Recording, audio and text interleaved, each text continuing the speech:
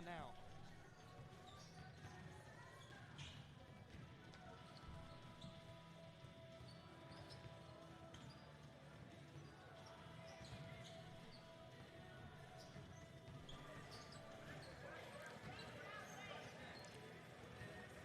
Good evening, ladies and gentlemen, and welcome to Chester High School. Time for exciting Yellow Jacket basketball. We have the Lady Musketeers from Rudbed here this evening.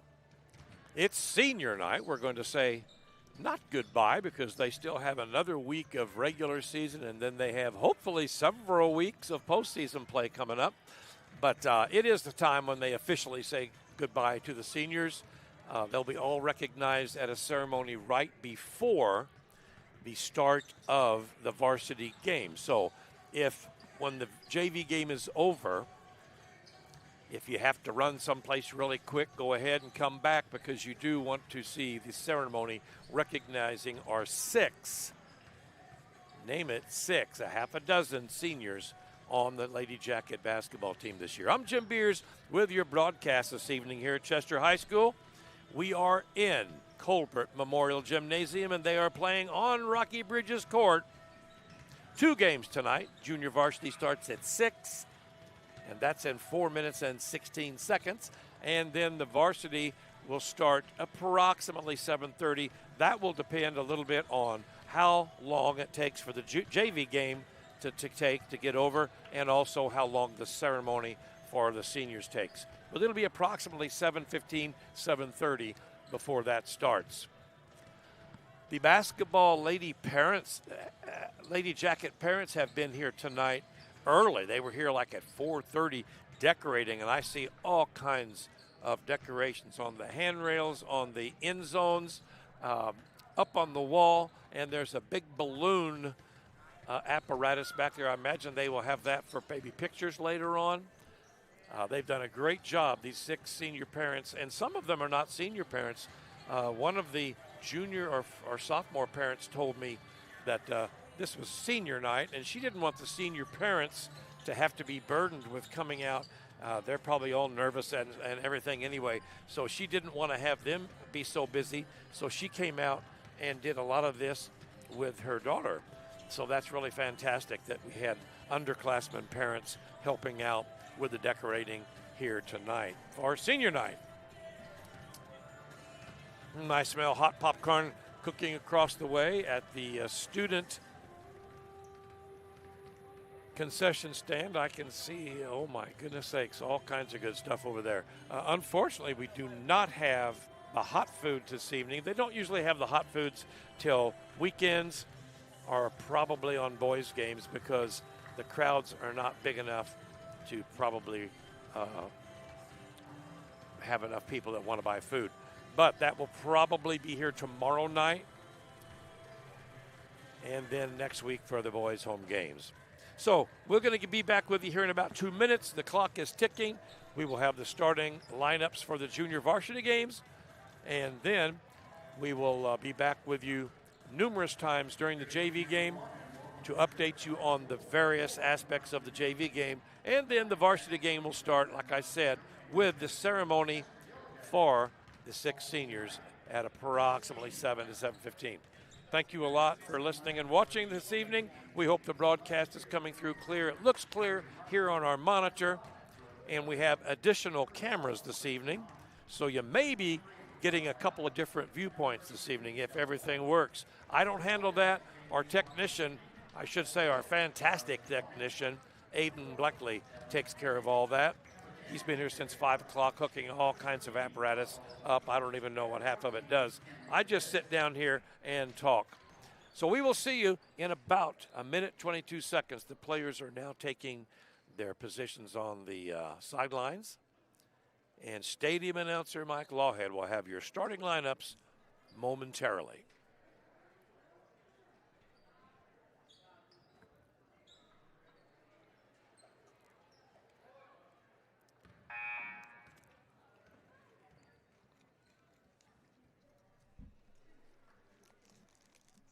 And they have cleared the clock. The upper concourse lights have been dimmed, and the Teams are ready to be introduced for their starting lineups. Well, that's if he's going to do it. He may not announce the junior varsity starting lineups. I can tell you right now. Number 4, Evelyn McKinney is on the floor. 00, Riley Shamonik. Number 14, Kinley DeVitz.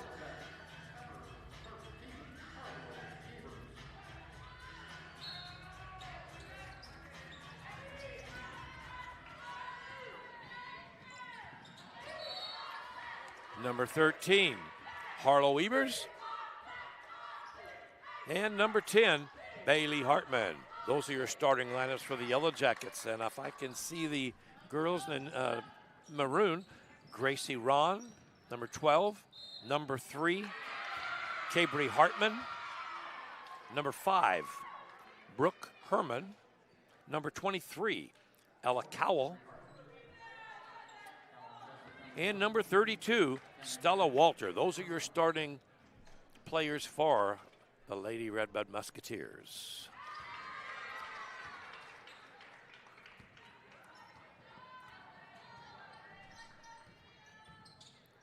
And the score is now 3-0, Redbud.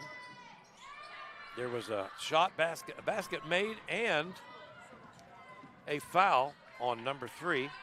Cabri Hartman, and she made the basket and also made her free throw. Bailey Hartman driving in for the Jackets.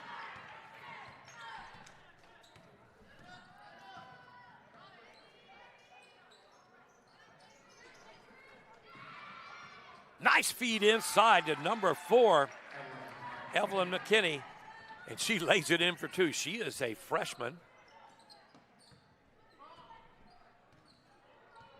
And I didn't see who made the pass for the assist, but it was a fantastic play inside. 3-2 the score. Redbud with a 1-point lead.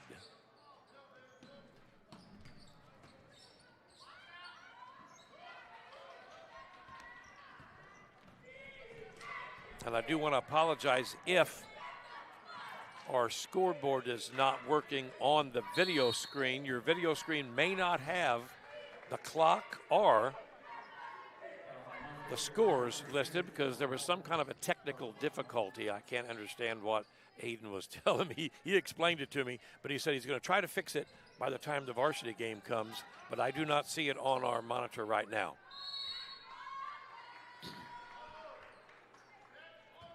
Five minutes and 34 seconds remaining in the first quarter. And you are listening to Yellow Jacket, Lady Yellow Jacket basketball here in Chester High School. It's senior night. Nice feed inside to Bailey Hartman. A drive down the middle by number 14, Kinley DeVitz. Doesn't roll, but get the rebound.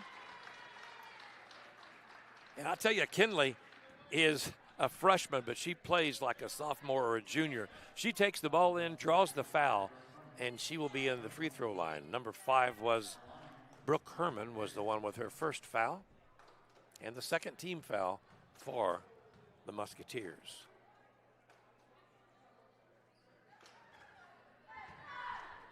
Kinley's first shot bounces off to the right side.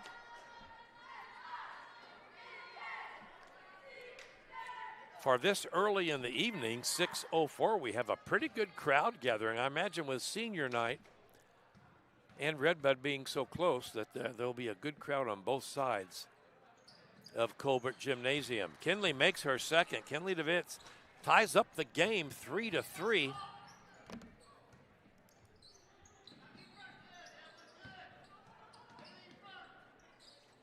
With 5:15 to play in the first quarter.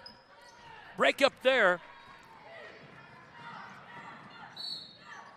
Number 10, Bailey Hartman got the steal, drove the length of the floor, never could quite get her hand on the ball, and it rolled out of bounds as she went the whole length of the floor, and it went out of bounds right against the wall.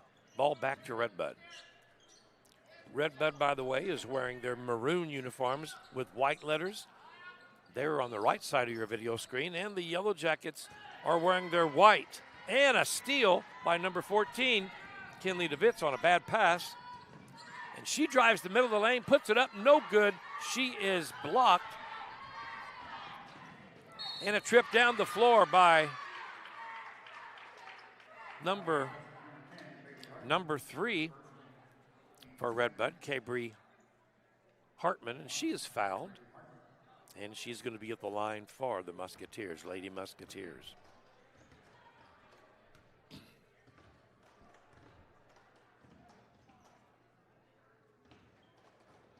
Cabri's first shot goes up off the backboard and off to the right. No good. Score still tied 3-3 with 4:37 to play in the first quarter.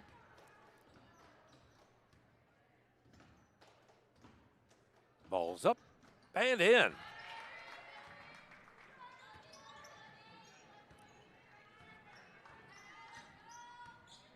Four to 3. Redbud takes a lead at the 4:31 mark. Nice feed inside to 0-0. And that time I saw it, it was number 10 feeding 0-0. Riley Shimonik, Bailey Hartman to Shimonik. Shimonik goes in the middle of the lane, goes up, and she is hammered. So with the clock stopped at 4:27. Nope, they're going to take her back out. They're going to take the ball. They say it was a foul on the floor, not a shooting foul.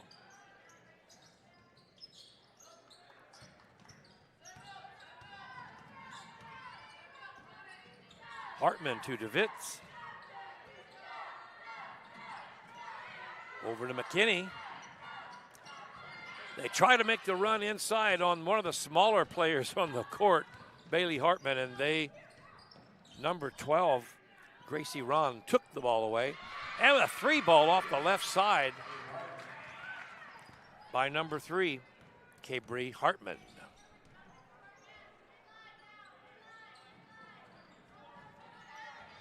Seven to 3 the score. 3:49.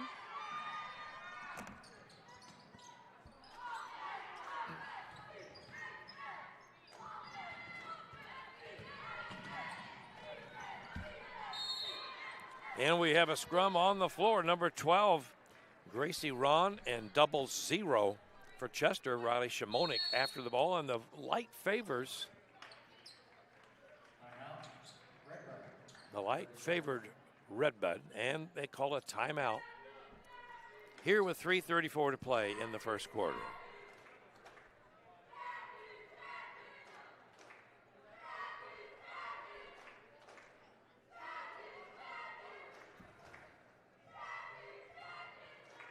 See, we have some of the Chester High School cheerleaders here this evening. Maybe all of them, I can't tell. They typically do not cheer for the girls' games, but tonight with senior night, they wanted to have, I imagine, they wanted to have a very special evening for the girls. Redbud inbounds in front of us. Stella Walter inbounding to number 3, Cabri Hartman. They're freshmen. Good defense by Chester's 13, Harlow Eber. She's usually pretty tough down low, both on defense, rebounding, and scoring. Chester has only scored once this evening. That was with the made basket and foul right at the very beginning of the game.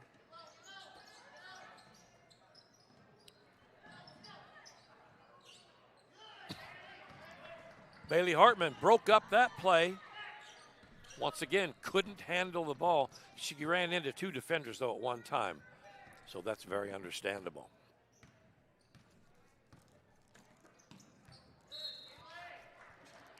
And that time, Redbud couldn't keep their hand on the ball. It goes out of bounds and back to Chester here with 2:52 to play in the first quarter.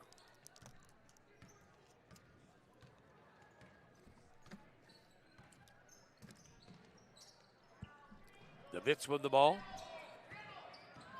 Looked at Harlow Evers, didn't get it to her. McKinney.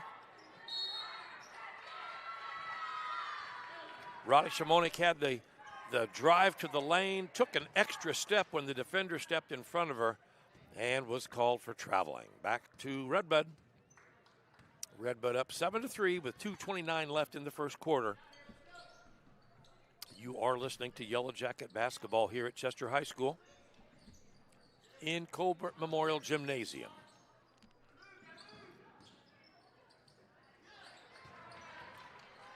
Second time in a row, Redbud couldn't keep their hands on the ball. It went right to DeWitz for Chester. She drove down across the half-court line, and now there is a tie-up between Chester's Bailey Hartman and number 3, Cabri Hartman. Chester with the light favoring them at this point in time. Evelyn McKinney, number 4, to inbounds to the Jackets. They get it out to Hartman, the point guard. Back to McKinney. She's looking, feeds it inside. She fed it inside to number 14, Kinley DeWitz, and Kinley was kind of at a weird angle when she took the pass, and she stepped an extra step as she tried to correct her off-balance position. Ball goes back to Redbud. We're under 2 minutes. A third bad pass in the Redbud lane. That's 3 in a row. Jackets have the opportunity again to see if it works this time. A nice feed inside to DeWitz, and the ball just rolled off the top of the rim.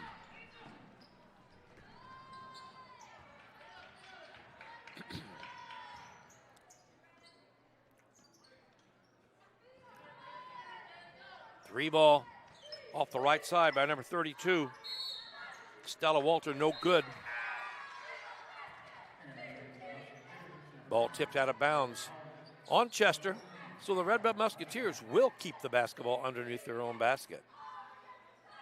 Minute 4 left in the first quarter. Nice feed inside to the sprinting number 14, Claire Carnahan. And she was fouled on her shot, so she's going to go to the free throw line with a minute 3 on the clock. Claire Carnahan.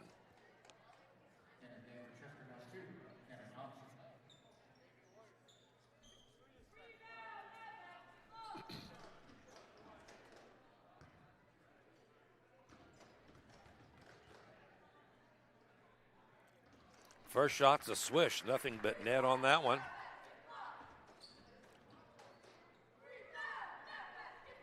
Gives the Lady Musketeers 8 points. She's going to have a chance to make it 9 with her second free throw.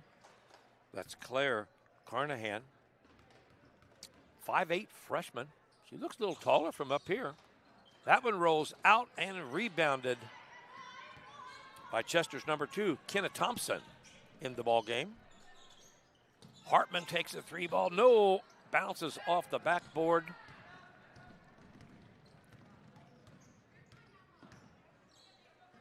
Rebounded by number 12, Gracie Ron. Good ball movement by Redbud around the three-point arc. They finally see number 10 in the lane, Reagan Tolman. Her shot doesn't go. She's going to try it again, it looks like. Nope. Throws it out. Shot no good, but rebounded. And it's off of the hands of Redbud's number 14, Claire Carnahan.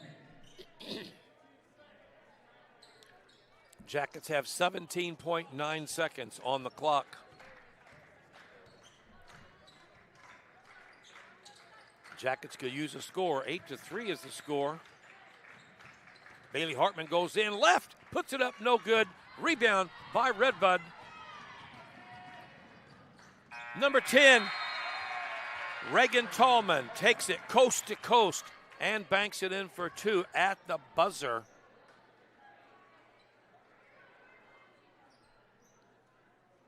And Redbud leads 10-3 after the first quarter of play.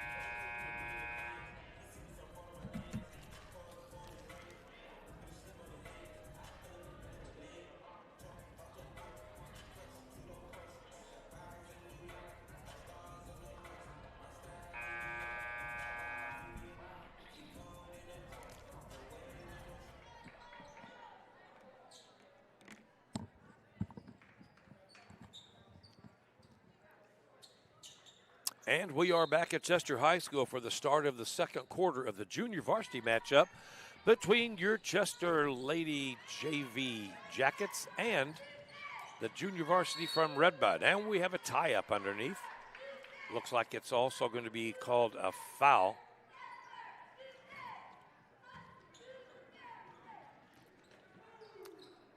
And that foul will be on Chester's.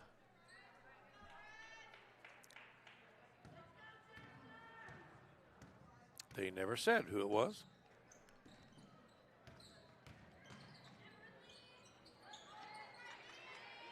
Nice move inside by Redbud, but they couldn't get it to fall. Bailey Hartman over to McKinney. She's looking.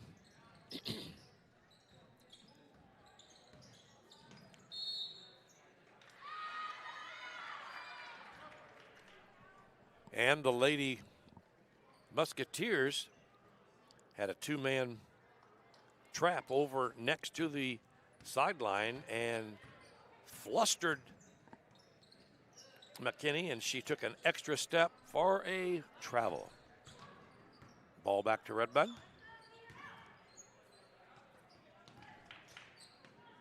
Tessa Stenzel in the game.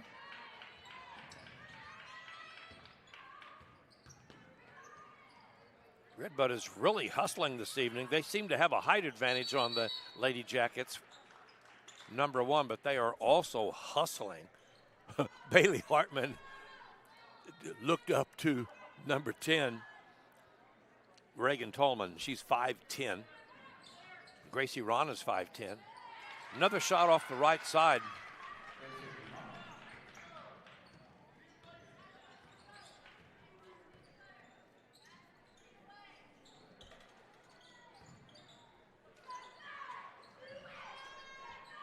Shot up, no good by Chester's 4. Evelyn McKinney rebounded by Redbud.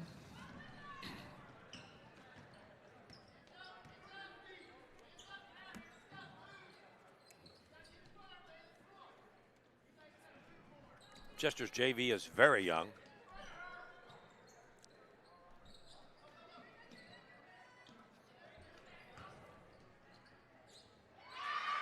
Another shot off the right side by Reagan Tallman.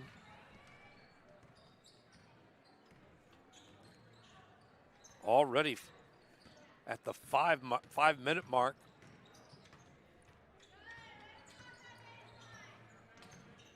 A 4-0 run by the Musketeers, and that's going to be a foul on the Musketeers. Foul on number 10. That's Reagan Tallman. She's a freshman, a 5'10" freshman. I know her father pretty well. He was one of my campers when I was a summer camp counselor down at the Little Grassy Methodist Church camp. And he was a big boy then. He has not lost any of that height. A great guy, a great man. And he is the superintendent for the Redbud District.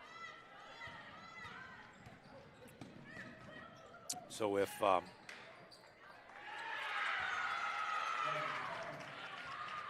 Jonathan Tallman is not in the crowd tonight and he's home watching, shout out to you, John. And another score, 16. A 6-0 run, and Chester calls a timeout. 16-3 at the 4:39 mark of the second quarter. You're listening to Jacket Basketball. It's senior night. We will have a senior ceremony prior to the varsity game. So we hope you stick around and watch that. That'll take place immediately following the conclusion of the junior varsity matchup. After which, the varsity teams from Redbud and Chester will see who is going to win this one. Chester won the first game when they played back on Monday, January the 12th. The score was 46-30 at Redbud. So we'll see what happens here this evening at Colbert Gymnasium. And a bad pass goes right to Tallman.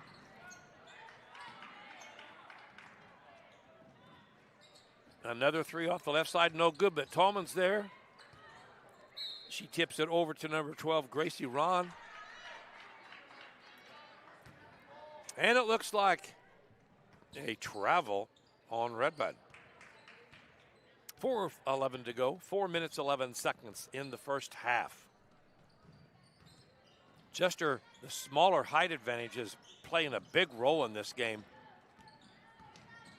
The Lady Musketeers have a lot of length on them.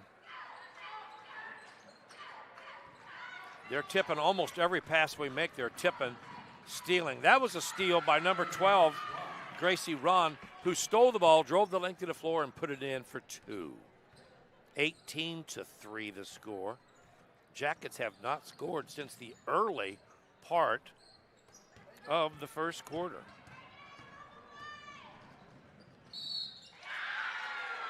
And there's number 10, Reagan Tallman. And she was fouled. She'll be going to the line with a chance to make a three-point play. Clock is stopped at 3:29.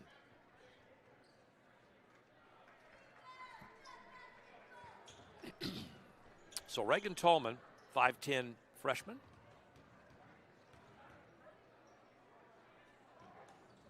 Nice arching shot, but it doesn't make it.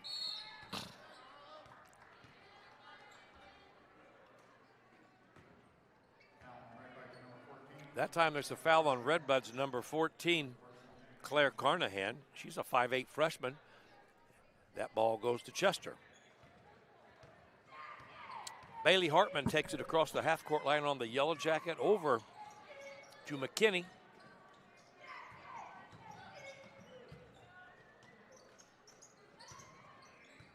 DeWitt's thought about the three. Nice drive in the lane. She's making great moves to the lane, Evelyn McKinney, but she is one of the shorter players on the field, and she is just hard to match up with those bigger 5'10", 5'9", 5'10" girls on the Redbud team. But she's got great moves. She's just having trouble tonight completing them, going in the lane and matching up with those big. I see them side by side, and there's a whole head taller. She's trying to guard a girl that's a whole head taller than her. 2 minutes, 42 seconds remaining in the first half.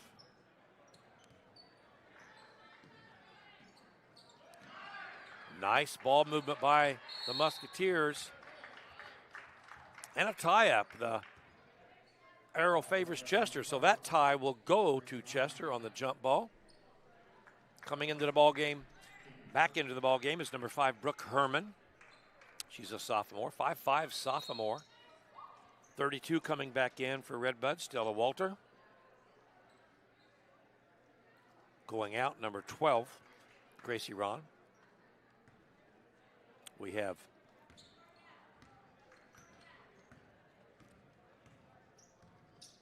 Chester with the basketball. That time Hartman passed the ball, and DeWitts had already made her cut toward the basket, or past the volleyball line. So the pass actually went behind DeWitts. She had to twist and torque to try to get it. Couldn't get her handle on it, and it went out of bounds. Ball back to Redbud.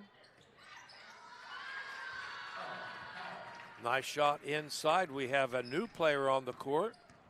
Number 23, Ella Cow. She's a freshman, 5'8" freshman. Once again, a great move inside. Chester's making the right moves. They're running the plays, but they can't go up against those taller girls. This time, there's a foul on Redbud's number 32, Stella Walter. But it was a foul before the shot. That was as DeWitts was making her run. Ball up, no good off the backboard. Chester just cannot buy a basket right now. With 1:49 to play in the first half, it's Redbud 22, Chester 3.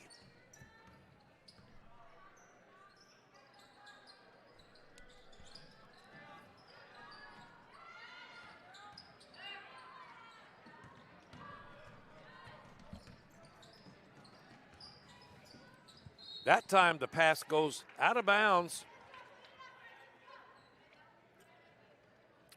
Whenever Redbud's number 4, Tessa Basor, a 5'5" freshman, she couldn't get her handle on the ball.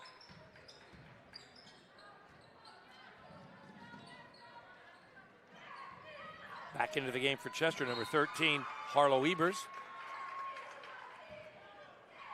And a turnover from the Yellow Jackets gives the ball back to Redbud. Minute 13 left on the clock before halftime. Chester High School Pep Band is here this evening with us. They'll be providing music at halftime and between games. Scrum on the floor. Light favors Chester. Under a minute to play, 57 seconds. Bailey Hartman crosses the half-court line. Over to McKinney. McKinney's looking once again, trying to move against those bigger girls. Hartman with the ball again. Ebers makes a move in the middle. They try to get it in the middle to 0-0, Riley Shimoni. She's one of the taller girls on the court. On the Chester squad, anyway. Foul on Redbud's number 23, Ella Cowell. Jackets will keep the ball underneath their own basket with 40 seconds on the clock.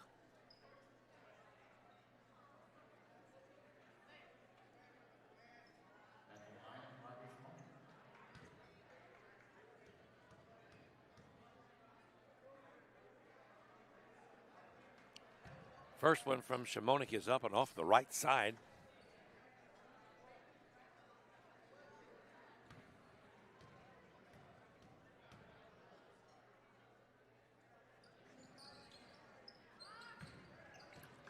Second shot clanged off the back, and this time, finally, DeVitz goes off the right side. She's not hammered, at least bad enough to miss the shot. She is hammered, but she made the shot, and she is gonna be going to the line to complete a chance for a 3-point play.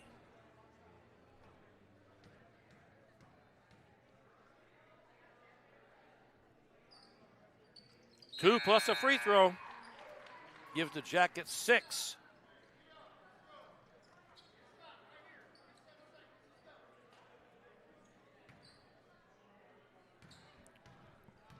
That's Kinley DeVitz, freshman for the Jackets. Clock's ticking away, 30 seconds on the clock. That time, number 10, her recipient of her pass wasn't ready, and she hesitated and took a step until her recipient got in the lane. Reagan Tallman with a travel. Ball goes back to Chester. 17 seconds on the clock. Can Chester score before halftime?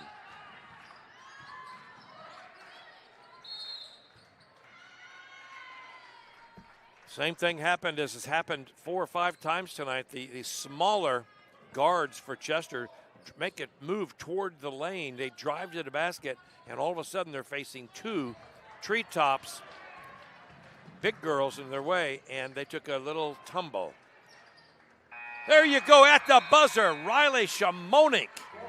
Riley Shimonik at the buzzer with a nice shot that she rebounded. She missed her shot. She rebounded and took it back up and stuck it in. So the score at halftime is 22-8.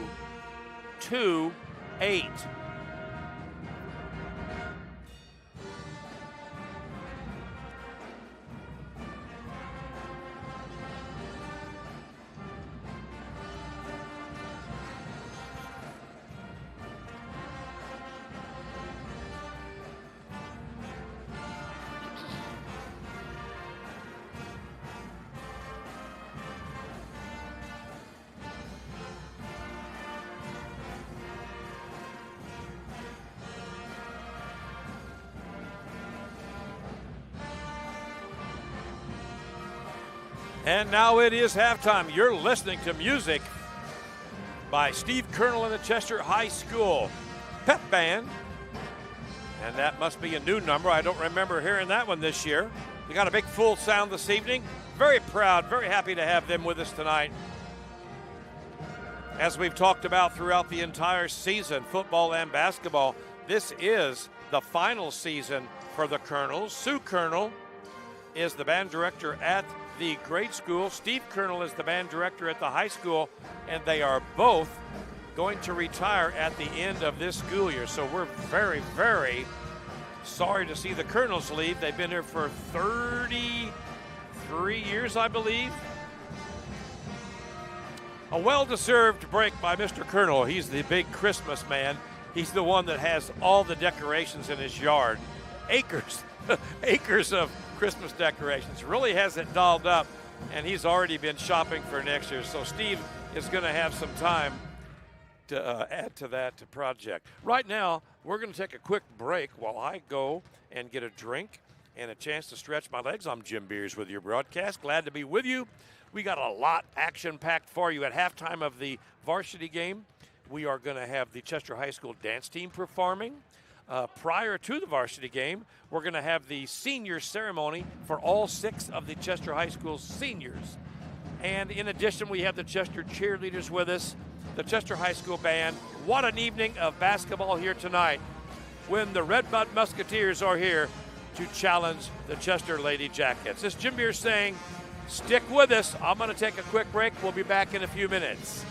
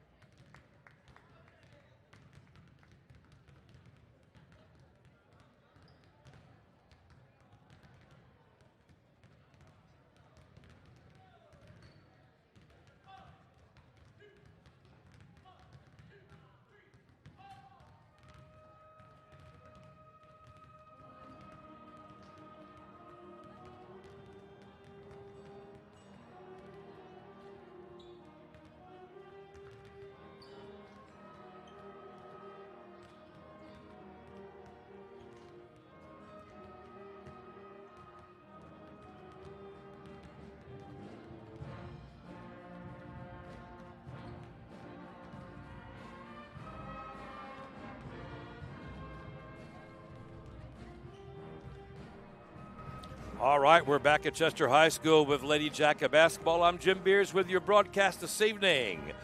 Glad to be here with you.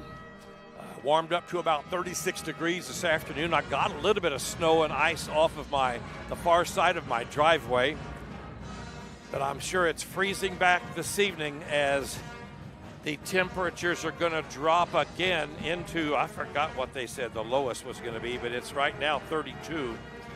Special weather statement. Cloudy conditions will continue the rest of the day. Wind gusts are up to 8 miles per hour. So if you don't have to get out, don't. But if you want to come out tonight to basketball, it is senior night here at Chester. We're going to be recognizing our 6 seniors in between the JV game and the varsity game. Want to remind everyone that tomorrow night, if you come to the boys game, Redbud is going to be here tomorrow night. And if you come to the game and bring a can of food or a box of some type of food that the kids can put in the Chester High School Just for Jackets food pantry, you will get a free coupon for a great $3 bag of popcorn. And it is great popcorn, I tell you. But you could also be helping out students here at Chester High School that sometimes don't get the food requirements that they need at home, and they either come to school hungry and they can stop by the Just for Jackets food pantry and get a little quick treat before they go to class, or in the middle of school if they're hungry before lunch. And then on weekends and evenings, if they don't have food in their pantry at home, they can take a bag of food home to help them through the weekend. And most of the items they would like to have are things that kids can open up and put on the stove and heat up, or maybe boxed things they can mix up and put in the microwave.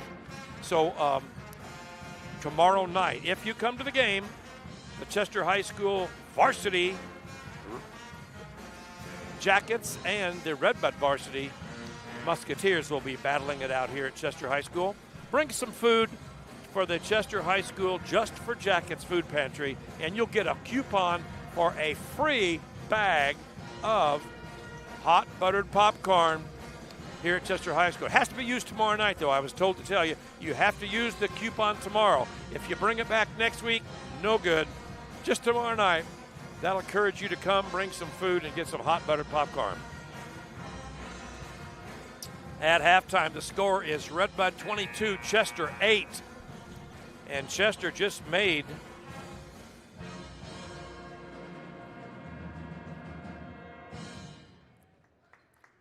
their final 5 points with 37.3 seconds left.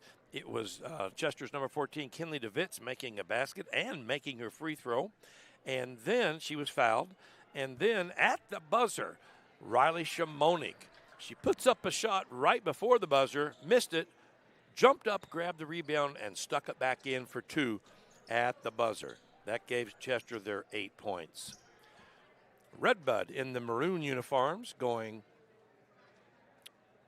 from right to left on your screen now in the second half, and the Yellow Jackets in white going from left to right.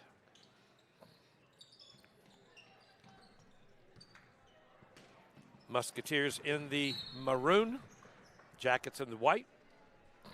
And we have a foul right off the bat. Number 14, Kinley DeVitz, got the steal. Maybe it wasn't a foul, but it did bounce off of the Redbud player out of bounds. So Chester will keep the ball.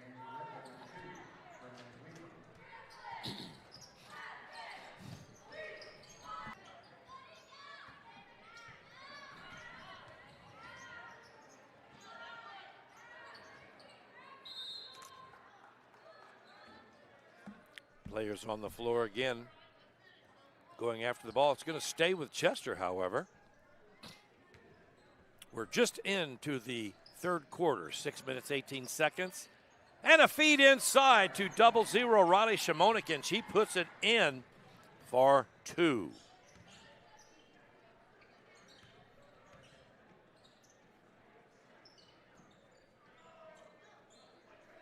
(22-10). Here at the 5:59 mark. Shot no good, rebounded by Redbud's number 23, Ella Cowell. This time it will be a foul, this time on Chester. Chester's number 14, Kinley DeWitz, a freshman, with a foul. She's going over to the Chester bench to talk to coach. He's just going to give a little encouragement, I imagine. He's not upset. He's going to try to show her how to put her hands to avoid the fouls. At the line for the Lady Musketeers, number 23, Ella Cowell. Taking her eye up, nice arch. A little bit of rotation on it, a little short. It just barely kissed the front end of the rim and bounced back to her. Her second shot. 5:47 on the clock. Up, and that one's good. Ella Cowell, number 23.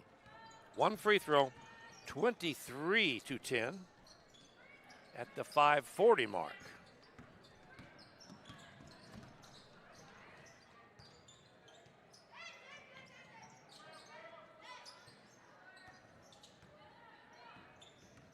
McKinney with the ball at the volleyball line into Bailey Hartman, who drives in. She's going to be hacked by number 23 this time, Ella Cowell.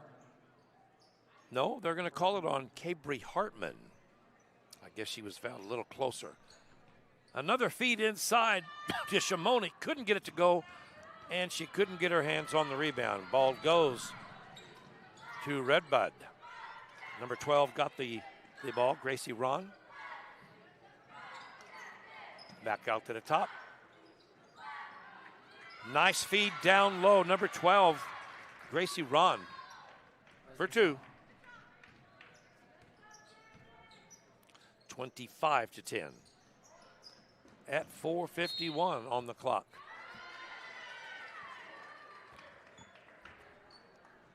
And Kinley DeWitz called for traveling. Kinley's young. She has good ideas. She knows what to do. She knows how to do it. She just has a little difficulty sometimes, especially when she comes up against, she's a freshman, and when she comes up against those bigger and taller players, they have her by 4 or 5 inches, most of them. So we're not going to hold that against her.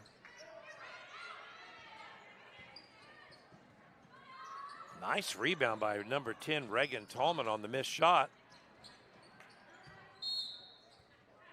And the shot goes up and out of bounds. Redbud turns the ball over to Chester. Inbounding for Chester, number 4, Evelyn McKinney.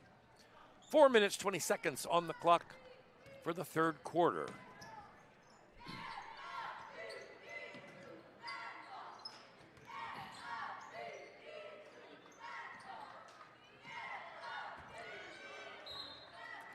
Shimonik had a good idea. She was going to try to feed number 4, Evelyn McKinney, but Evelyn McKinney is 6 inches shorter than Shimonik, it looks like, and she fed the ball, and there was no way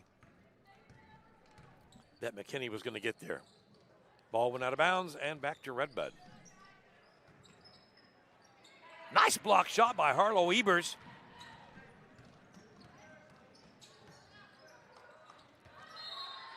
Tried to feed once again inside to the very smaller players. That was number 10, Bailey Hartman. Ball went out of bounds, though, tipped by Redbud. Chester keeps the ball. Redbud tips the ball on the inbounds, but it goes right to DeWitz. And a pass that tried to go to Evelyn McKinney was intercepted by Redbud. Turnover, 3:27 on the clock. We're in the third quarter at Chester High School. This is Chester High School, Colbert Memorial Gymnasium on Rocky Bridges Court. Junior varsity teams.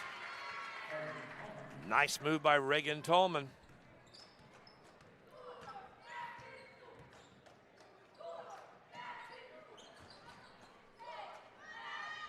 (27-10). Chester couldn't get the ball to go. We're under 3 minutes, 2:58.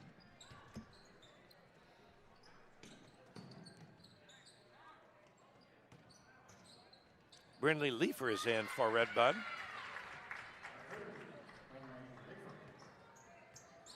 And she makes a basket. Brindley Leifer makes the basket. Number 2 plus 2. 29-10. Seems like Redbud, every time they go down the court, they're so big they can maneuver whatever play they want to maneuver. And it's unfortunate for Chester. Harlow Ebers tried to get it up. Couldn't get it to go. But there is a foul on Brindley Leifer. And that's going to send to the line 0-0 for the Lady Jackets. Riley Shamonik. She's a junior. The only junior on the Chester team.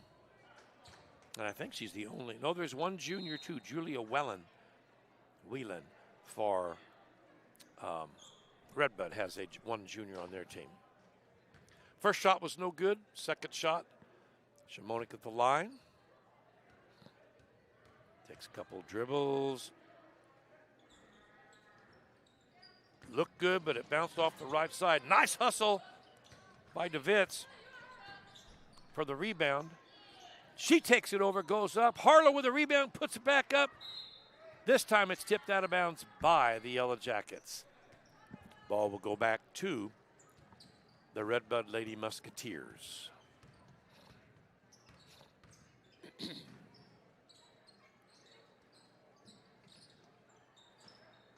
Tessa Stensel back in the ball game for Redbud, number 21, 21. Redbud hustles for the rebounds, boxes out. Harlow Ebers gets a rebound, gets it out into Bailey Hartman, bringing the ball down halfway. Minute 38 on the clock for the third quarter.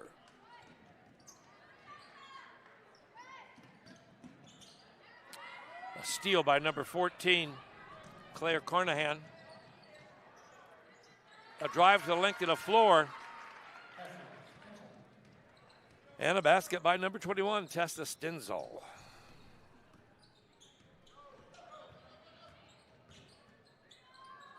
(31-10). Redbud. Minute 8 on the clock. Bailey Hartman comes up with the ball. It changes possession 2 or 3 times there on that scrum. And in the final seconds of the scrum, got a foul by number 10, Bailey Hartman. Give the ball back to Redbud.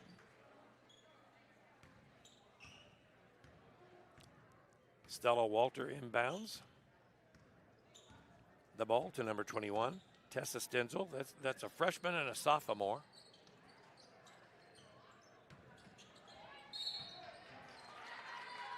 It's going to be another foul.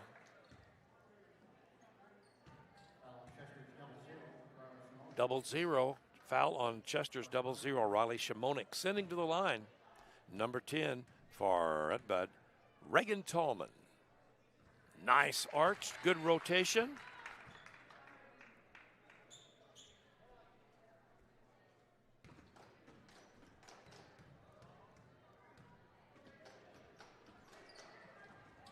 Second one doesn't go. Harlow Ebers with the rebound. Jackets taking it across the half-court line. Clock's ticking down, 37, 36, 35. Jackets looking. Jackets keep taking the ball over to the sideline. They get trapped. They got out of the trap this time. This time a move by Evelyn McKinney. Ball doesn't go. Nice drive the length of the floor by 21, Tessa Stensel. She puts it in.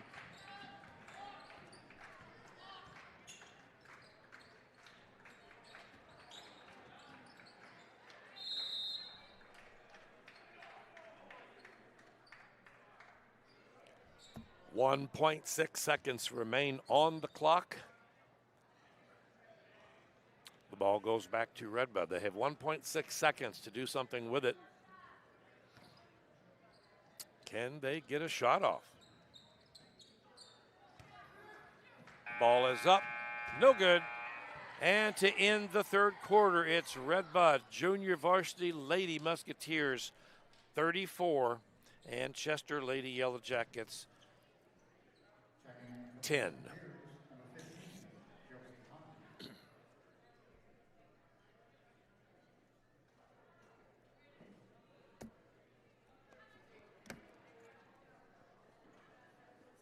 So to begin the fourth quarter,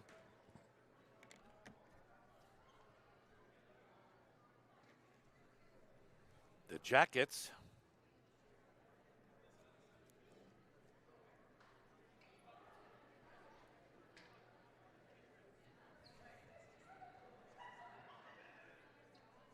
are down by 22 points, 34-10.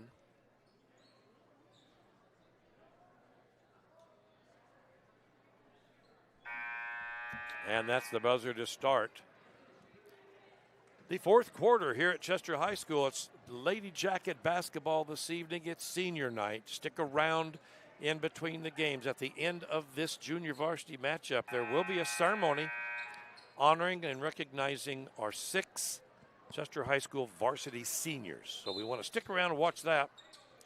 At halftime of the varsity game, don't forget the Chester High School dance team will perform. And we're going to have a couple of guest interviewees with some big information, some big news for you here at Chester High School. So don't go away at halftime of the varsity matchup. And number 4 for Chester puts one in.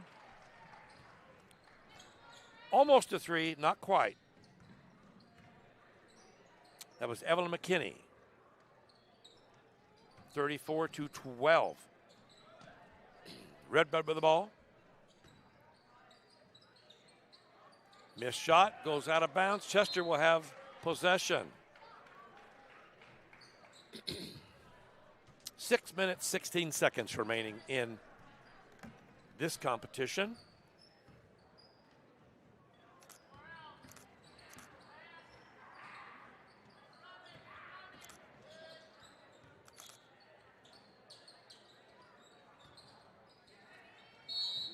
And a pass inside is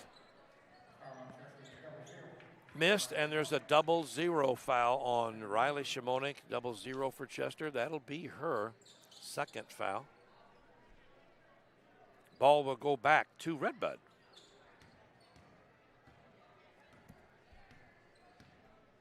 Want to remind everyone that there will be a boys game tomorrow night. Redbud's coming to town. And that will be food pantry night. If you bring a can of food, you get a free bag of popcorn. Bailey Hartman with the steal and drives the length of the floor.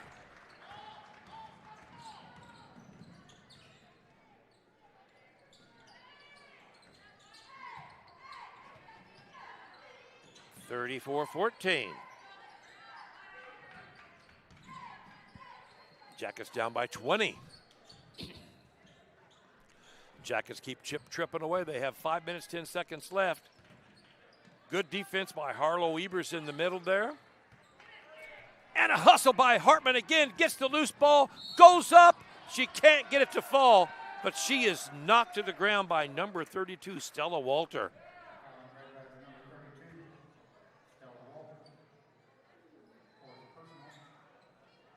And that will send to the line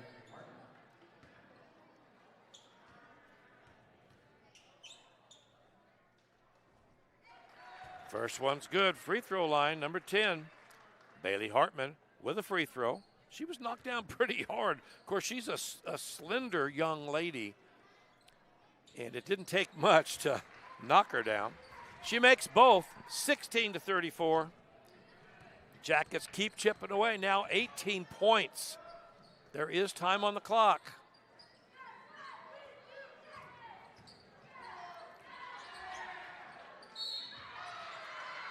And that's going to be another foul. This time I think it's on 0. Yes. Riley Shimonik, Chester's junior.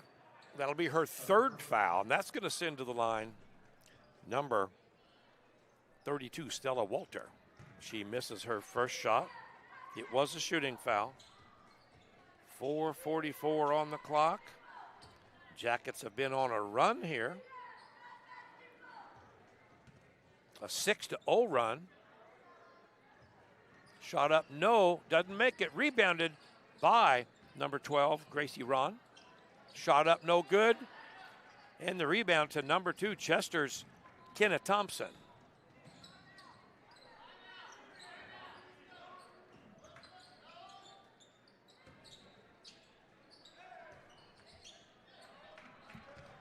Thompson with a shot, up, and it doesn't roll. It looked like it was going to roll, but it rolled the opposite way. Tipped out of bounds by Chester, and the ball goes back to Redbud. With 4:19 remaining in the ball game, 34-16. The Jackets are on a 6-0 run. They're chipping away at that lead. It was a 24-point deficit. Now it's down to 18.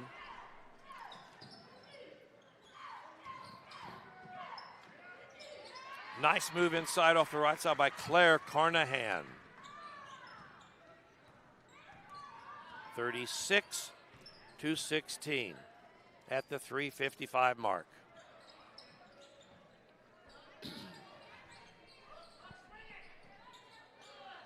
Harlow Ebers, can she put it in? She does! Harlow Ebers off the left side. Harlow's a hard worker.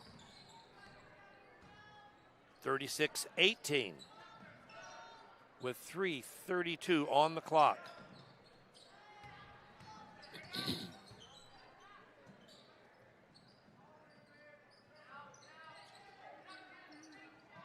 I'll tell you what, even with the players off the bench on the floor, they still outweigh and out height our Chester girls. It's just amazing.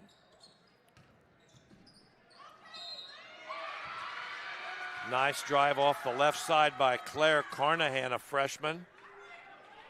And a Chester foul is going to send her to the line.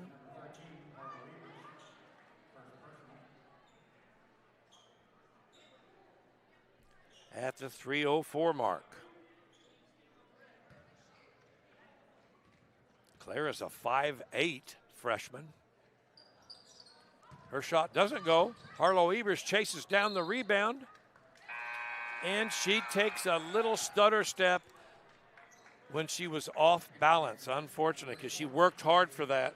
The turnover goes back to Redbud. 38-10 the score, or 18, I'm sorry, to 18 to score. Lead back to from 18 to 28. Redbud keeps the basketball on their end of the court. I want to remind you all, at the end of this game, there will be the senior recognition for senior night, so we don't want you to leave. There'll be plenty of time because the clock won't start running until after the ceremony. Another nice move inside by Claire Carnahan. She has blown up this scoreboard in this fourth quarter. 40-18 with 2:31 left on the clock. Chester with the ball. For Chester, number 34 in Macy Ehring. Number 2, Kenna Thompson. Number 00, Riley Shimonik. Number 14, Kinley DeWitz. And number 4, Evelyn McKinney. Harlow Evers took a well-deserved break. She gets red in the face pretty easy. She's a light-skinned, blondish girl, and she gets red in the face, but buddy, she does work hard. I'm very proud of her. A minute 48 on the clock. Chester couldn't get the play executed, and the ball turned over to Redbud. 40-18 is the score now. Jack is down by 22.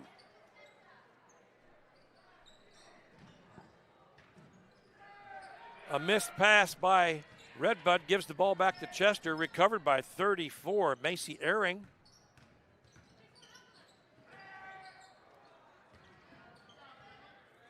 Once again, Evelyn McKinney making a good move around the right side, but she couldn't get stationary for her shot. But it was tipped out of bounds by Redbud, and the ball will stay with Chester with 1:16 on the clock.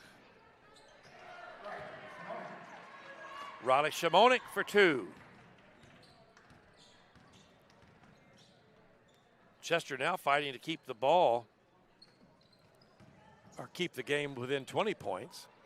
Rebound by Shimonik, missed shot by Redbud. Evelyn McKinney taking the ball down across the volleyball line over to DeVitz. Both freshmen. And DeVitz takes a drive in the middle, and once again, the big girls take it away from her. But 0-0, Riley Shimonik was there to pick up the loose ball. She drove the baseline and stepped on the line. Ball back to Redbud with 36 seconds left on the clock.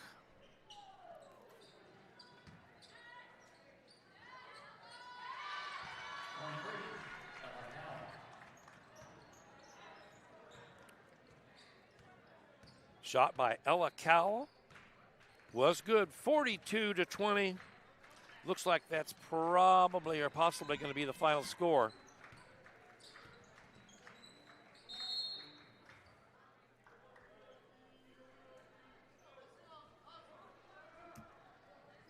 Chester turned the ball over. With 6 seconds on the clock, Redbud has the ball, and they're going to hold to let the clock go, and that's going to be the final buzzer as the Lady Jackets fall to the Lady Musketeers, the junior varsity teams, 42-20. Now I'm going to be going down on the court to take pictures for the senior night presentation, and I will be back with you. We're going to leave the camera running for you and the microphones on. You'll be able to hear and see what's happening. This is Jim Beers saying I'll be right back after the senior presentation.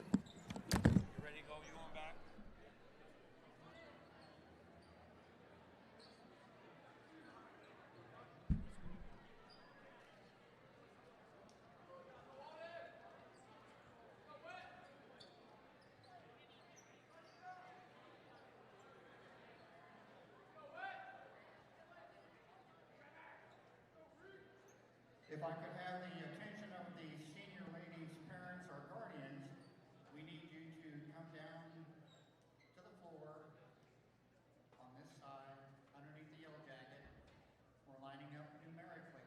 So if you know your child's number, that's where you need to be, in numerical order from 11 up.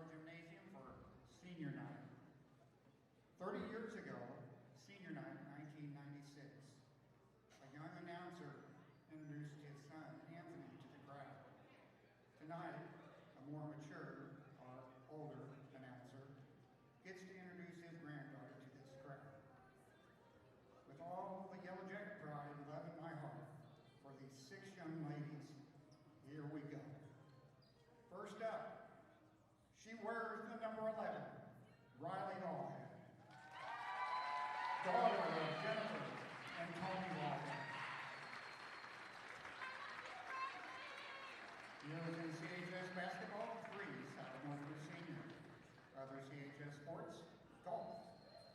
His favorite CHS basketball memory, beating Red Bud in the game dedicated to Coach Jeff. Advice for basketball underclassmen, practice like you play is just as important as the game. Plans after graduation, cosmetology school. Who would you like to thank? I would like to thank my mother for supporting me, even though she didn't understand the game at times. I'd like to thank my dad for pushing me and helping me to be a better player. And I'd like to thank my grandpa for being my #1 supporter. Love you, Riley.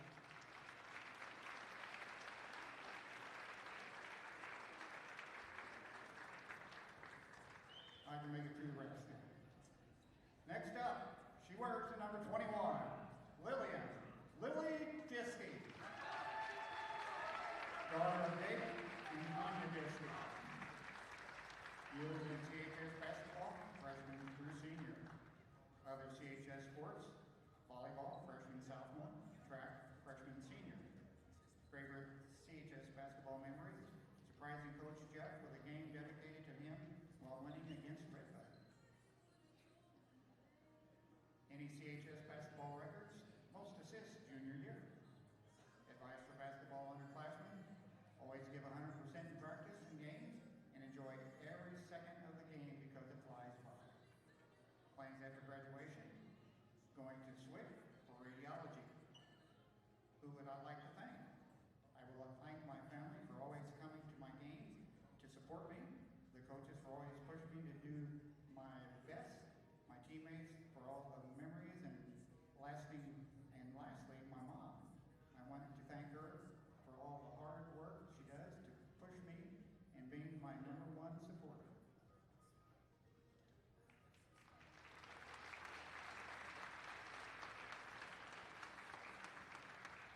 She wears the number 22, Natalie Geterslaw.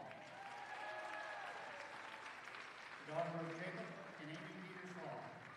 Years in CHS basketball, 4. Other CHS sports, track and cheer. Favorite CHS basketball memory, playing against Red Bud and beating them at the game we had for Jeff. This is getting redundant, isn't it, Red Bud fans? Advice for basketball underclassmen, give 100% effort in practice and games, but most importantly, have fun. Plans after graduation, I plan to go to college, the rest is undecided. Who would you like to thank? My parents and coaches, and Riley Simone for helping me get through the hard practices.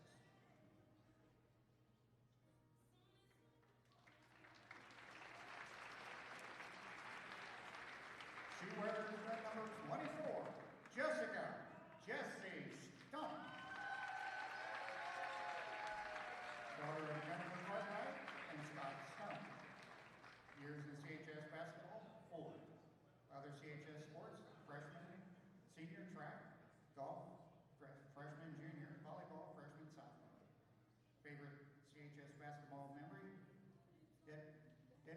decorating the gym for our game dedicated to Jeff last year and winning that game against Red Bud. Okay. Advice for our basketball underclassmen, always bring 100% to practice and games. And don't be too hard on yourself, just enjoy the game and have fun. Plans after graduation, enjoy my summer with my friends and family before heading off to college. Who would you like to thank? I'd like to thank all of my coaches for always pushing me to get better. You believed in me even when I didn't believe in myself.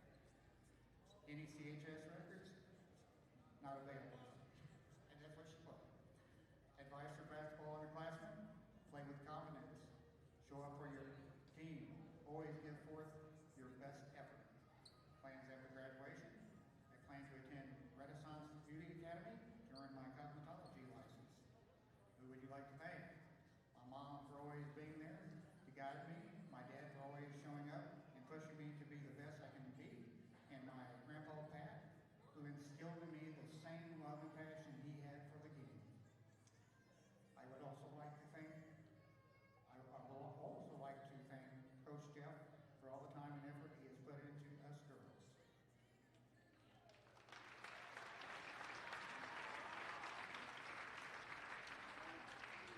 She wears the number 33, Lexi Mott.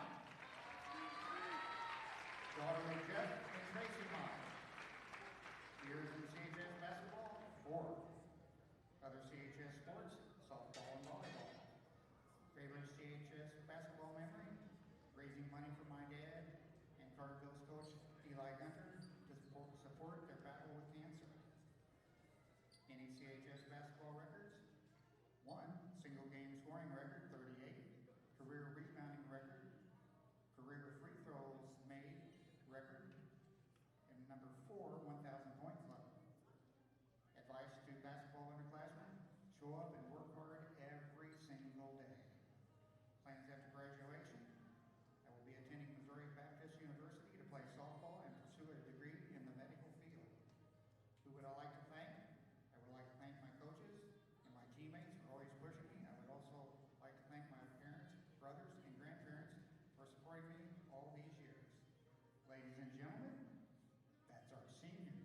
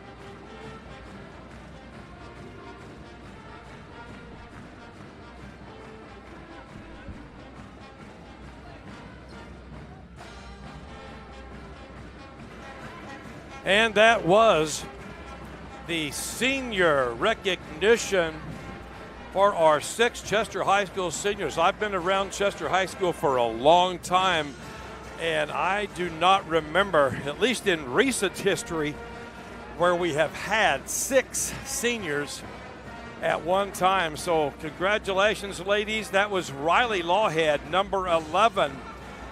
Lillian Diskey, number 21. Natalie Gieterslaw, number 22. Jessica Stump, number 24. Aubrey Coleman, number 31. And Lexi Mott, number 12. Congratulations, ladies, on a great season, on a great career. I've followed you guys all the way through grade school up until now, and you're still excelling on the court and in the classroom. Congratulations, Chester High School seniors. Right now we have the Chester High School dance team and cheerleaders on the court doing their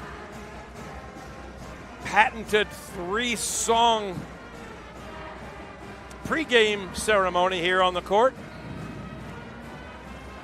And they will bring out the Lady Jackets in about a minute or two.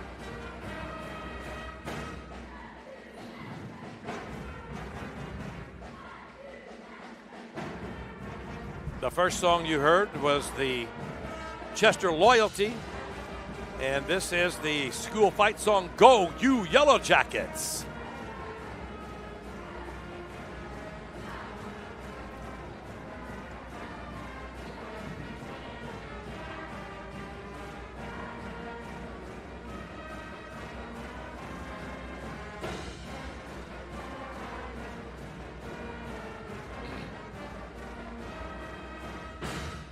And that's your Chester High School pep band, directed by Mr. Steve Colonel.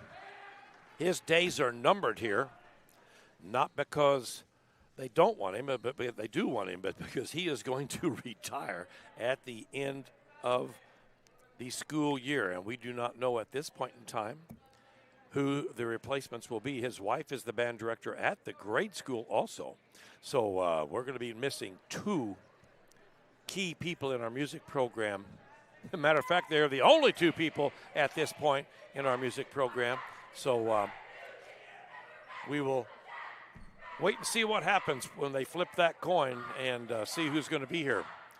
But we will be losing Mr. Steve Colonel and Mrs. Sue Colonel at the end of the school year. So you're watching Lady Jacket basketball, and the Lady Jackets are taking the court at this time. 00, Riley Shimonik. Number 2, Kenna Thompson. Number 4, Evelyn McKinney. Number 10, Bailey Hartman. Number 11, Riley Lawhead. Number 12, Hannah Crow. Number 13, Harlow Weavers. Number 14, Kinley DeVitz. Number 21, Lillian Diskey. Number 22, Natalie Gieterslaw. Number 24, Jessica Stump. Number 31, Aubrey Coleman. Number 33, Lexi Moth. Number 34, Macy Ehring. And number 35, Marley Cabey. Ladies and gentlemen, those are your 2025-26 Varsity Lady Jackets. Now, we've mentioned this twice already in the earlier broadcast of the junior varsity, but I want to remind everyone that tomorrow night, if you bring some type of a canned good or a boxed good, some type of a pickup treat that kids can get during the day, they have a little food pantry here in the school. It's called Just for Jackets. And anytime during the day that a kid here at the high school is hungry, maybe they didn't get a good breakfast or they didn't get a good supper the night before, they have food stuffs here that can be received by coming down to the James F. Sharp cafeteria, not cafeteria. He's got a cafeteria where they can get good hot meals, but he also has the media center where they have located the Just for Jackets food pantry. Kids can pick up little pick-me-ups during the day and or at night when they leave, or on weekends especially when they're not going to be around school to get the breakfasts and the lunches here like they normally do. 2 meals of the 3 are provided here at Chester High School, and if a student wants to take home some canned goods or some boxed items for the weekend, they can take home a bag of foodstuffs. So that is a very good program. Tomorrow night, if you come to the game, bring some food, cans of food that are easy for them to cook. SpaghettiOs, beanie weenies, any kind of thing they can open and warm up on the stove, or anything that can put into a microwave. Anything is good that a kid can do on their own. If you come to the game and bring some food, you're going to receive a coupon from the Chester High School principal, Jeremy Bleckley, for a free $3 bag of popcorn. I tell you what, it is great popcorn, and those bags are big. They got the jumbo size bags this year, so you're going to get a free bag. Now, if you come and you get your coupon, you have to use it tomorrow night. You cannot take it over into the next week. So it's a get it and use it tomorrow night. But I tell you what, if you're here at the game, grab yourself a cold beverage and a hot bag of popcorn, and boy, for free, what else can you ask for? That's here at Chester High School.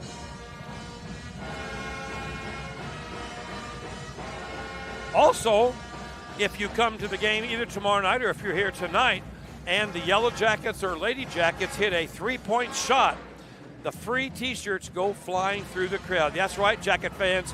Keep your eyes to the skies, because every time the Yellow Jackets or Lady Jackets hit a three-point shot during the 2025-26 season, the shirts are going to fly. For the 32nd year in a row, local sponsors have come together to provide the annual three-point shot club.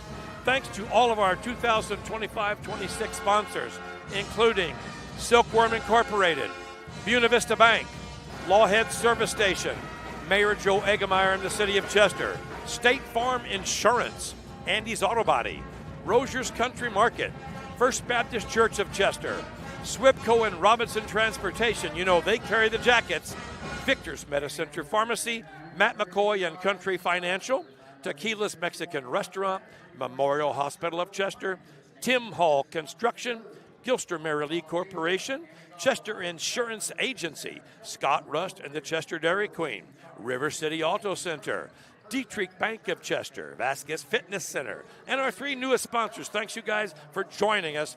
Mom and Pop's Pizza, good. Tommy Creason and Four Seasons Crappie Fishing, and Grace Church here in Chester. Thank you to our 2025-26 loyal sponsors. There are 23 of them. Thank you so much for keeping this 3-point shot club going for this, our 32nd year.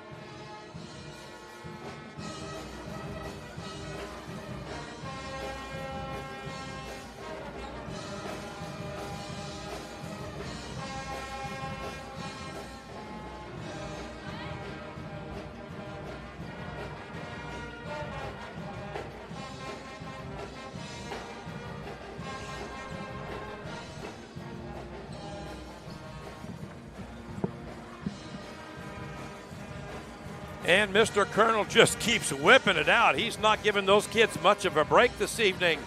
A lot of good music coming from the Chester High School pep band. I know that he drug about 10 or so new charts out of the files for this new year, the new part of the year. For up until December, they played mostly the older stuff, but they're playing a lot of newer stuff this second half of the season. So that's Steve Colonel and the Chester High School pep band. Also, on the south end of the stadium behind the goal, I see quite a few of the Yellow Jacket football players and pep club members, most of them boys, a few girls over there on the right, but they always like to come and support the girls and the boys basketball teams.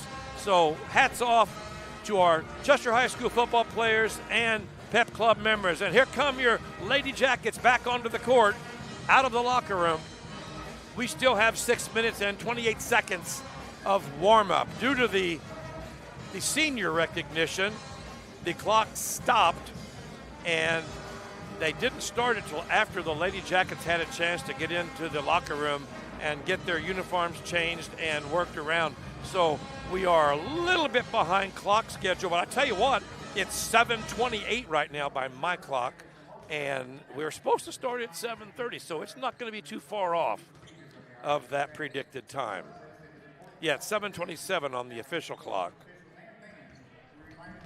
Also want to remind everyone, we haven't mentioned this yet tonight, the Chester High School Drama Department, and that is led by Mr. Colonel also. They are going to be putting on a funny comedy play, The Play That Goes Wrong, this March. It's a Thursday, Friday, Saturday, 12th, 13th, 14th, all at 7 p.m. in Juergens Gym on Juergens Stage. And they have unveiled the 8 cast members. There's only 8 cast members in this production. It's not a musical, it's a play. In the role of Annie is Megan Zimmer. In the role of Trevor is Kareem Landeros.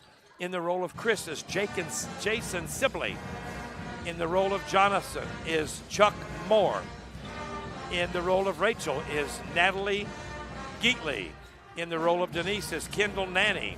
In the role of Max is Brody Mattingly. In the role of Sandra is Alyssa Steele. And Mr. Colonel wants everyone to know that if you don't want to be on stage, you can still be involved by being on the set crew, the sound crew, the light crew, and helping out from behind the scenes. So he is very welcome to accept anybody else that is interested. That is The Play That Goes Wrong, coming up in March. Tomorrow night we have the boys coming back to the gymnasium, and Redbud is coming back to the gymnasium tomorrow night for the boys basketball game. 6 o'clock for the JV and 7:30 for the varsity. And I'm not sure if there's going to be a 5 o'clock freshman game or not. Sometimes they throw one of those in. The Chester High School girls are now finishing up. They are in week 12 of 13 regular season weeks. Tonight's the Redbud game. On Saturday the 7th, that's this Saturday, they will travel to DuQuoin for an afternoon game. 1 o'clock for the JV and 2:30 for the varsity. And next week, in the final week, week number 13, I hope that's not a bad sign. But on Tuesday, February the 10th, the Lady Jackets will travel to Carlisle for a Cahokia Conference Illinois Division game.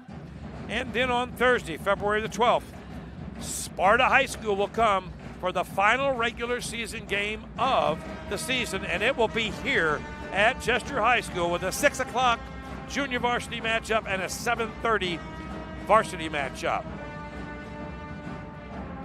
Coach Jeff Mott told us before the broadcast that they have selected the seeds for the upcoming regional tournament. That'll be in week number 14.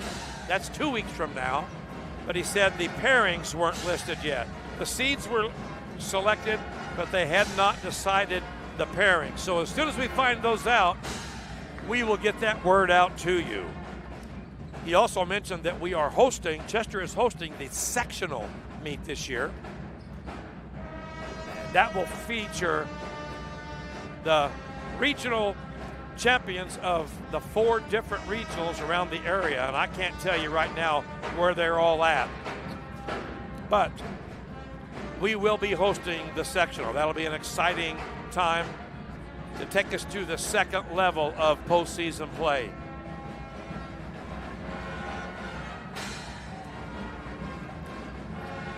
Also like to remind all you Saluki fans that the Salukis got a great quality win the other night at Illinois State with a 54-50 win over the Illinois State Redbirds. That wasn't expected. We were the underdogs going in. The Jackets. The Salukis have now improved to 10-13 overall and 4-8 in the Missouri Valley Conference. They will host Murray State, and they are one of the top 2 teams in the Missouri Valley Conference this year so far. They're going to be coming to SIU tomorrow night. It's going to be Mike Glenn night when they retire Mike Glenn's jersey. It's also agriculture night at SIU. So if you want to come support the Ag kids or come and get an autograph and see Mike Glenn in his night of retiring his jersey, that's at SIU tomorrow evening at 7 o'clock. And now stadium announcer Mike Lawhead with the starting lineups after the national anthem played by the Chester High School Pep Band. Chester Yellow Jackets. At this time, we ask you to please rise. Gentlemen, remove your hats for the playing of our national anthem by the Chester High School Pep Band under the direction of Mr. Steve Colonel.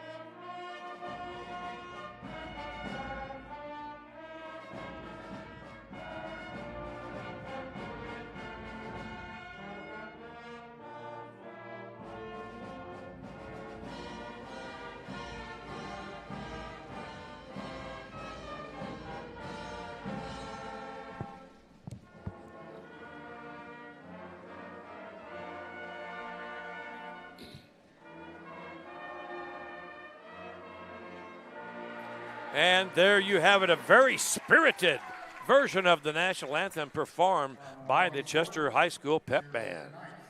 Senior starting lineups. Our starting lineups. 0, a junior, Lily Miniman. 0, Lily Minimum. A senior, Miniman. 2, Ava Wagner. A senior, Ava Wagner, a 5'4" senior. Number 10, Emma Carter, a senior. A senior, number 11, Addie Peel. And a senior, number 15, Kendra Arrett. Musketeers are coached by Eli Rogers. He's assisted by Malone Wall and Alan Peel. Superintendent is Jonathan Tallman. Principal is Alan Gain. And your starters for the Chester High School Lady Jackets.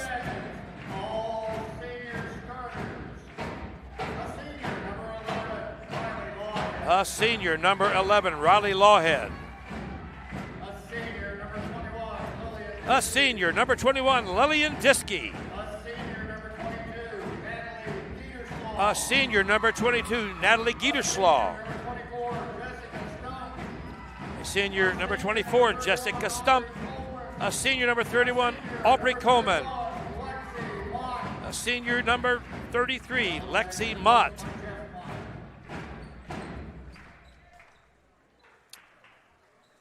And I hate to say it, but that he announced all the seniors.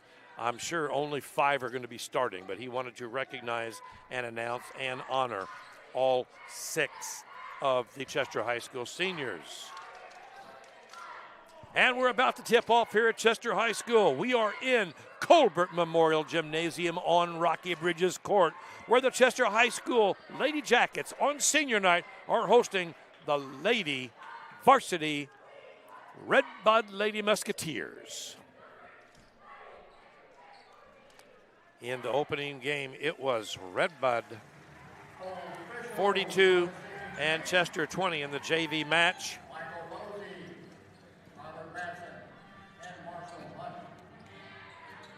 And the players have taken the court. It looks like our matchup is going to be number 33, Lexi Mott, and number 15, Kendra Arrett, jumping center for this opening tip. And Chester gets the tip.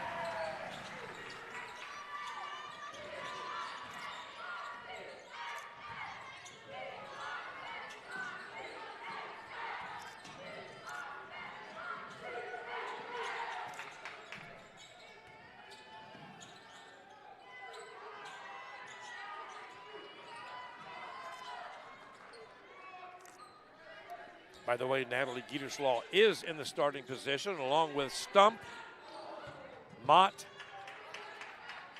Coleman, and Diskey.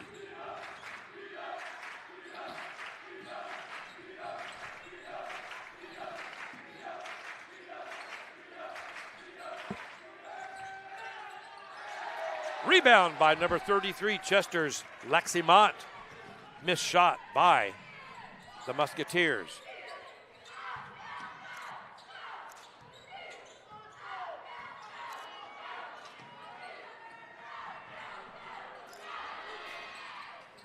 And an interception there by Lily Miniman gives the ball back to the Musketeers. 6 minutes, 43 seconds to go. The score still 0-0. Neither team able to put the ball in yet. Shot up, no good. Rebounded by Lillian Diskey, number 21. I'm kind of surprised she didn't take it coast to coast. She usually does. Over to Coleman, over to Stump, into Coleman, out to Stump, over to Diskey, over to Gieterslaw. They try to get it in twice to number 33, Lexi Mott. She likes to go down low, and they're going to call a foul. Chester wants to think it was a jump ball, but they're calling a foul. This time on 31, Chester's 31, Aubrey Coleman. We're at the 6:10 mark of the first quarter.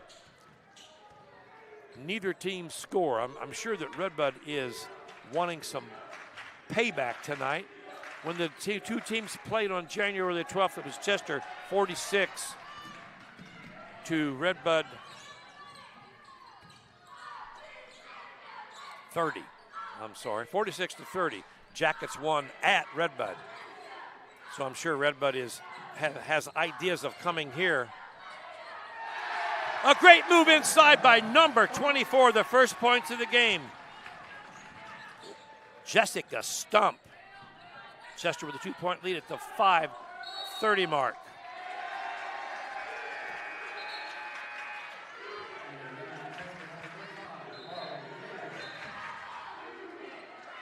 Natalie Gieterslaw taking a breather into the game.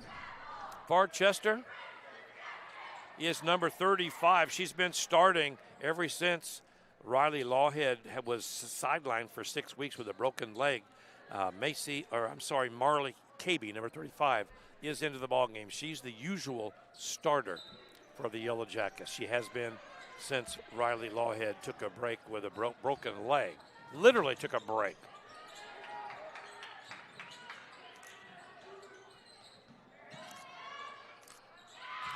They try to feed it into Lexi Mott again, and each time the very quick and lengthy Musketeers have taken the ball away, so that it's quite apparent at this point that the inside is going to be kind of hard to maneuver tonight. Good rebound by Lexi Mott, and a foul on number 10, Emma Carter. Her first foul, first team foul. Chester has a 2-point lead, 2-0 at the 4:52 mark.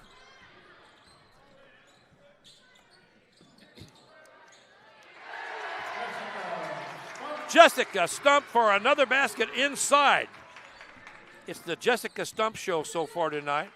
4-0. All 4 points, Jessica Stump.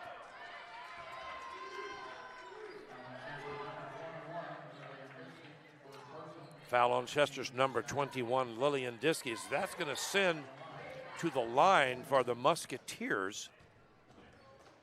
Number 0, Lily Miniman. She's a 5'8" junior. She's a guard. Clock is stopped at 4:33.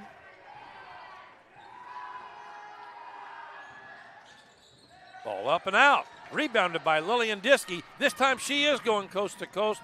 No, she holds up at the volleyball line, the orange volleyball line. By the way, Chester is in the white uniforms, and in maroon are the Red Bud Lady Musketeers. Good crowd on hand here at Colbert Gym.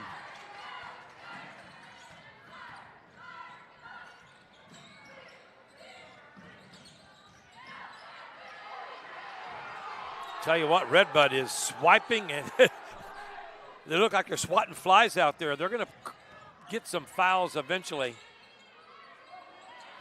And Chester hands the ball right over to Lily Miniman, who drives the length of the floor, and she goes up bounces off of the padded basketball goal. And that's a foul on Chester's number 31. That is going to be her second at the line. Once again, we've had this situation already tonight. Lily Miniman. This one goes up and off the back, clanks off the back of the rim. Into the game, number 11, senior Riley Lawhead. She's the one that has been sidelined for 6 to 8 weeks with a broken leg, and she's back in the lineup now. Both free throws missed. Off of Redbud. The rebound was off of Redbud's hands, out of bounds. And Chester takes the basketball. 3 minutes, 44 seconds in the first quarter. Lawhead looks, gives it to KB. They still try to keep feeding it inside. This time they did draw the foul.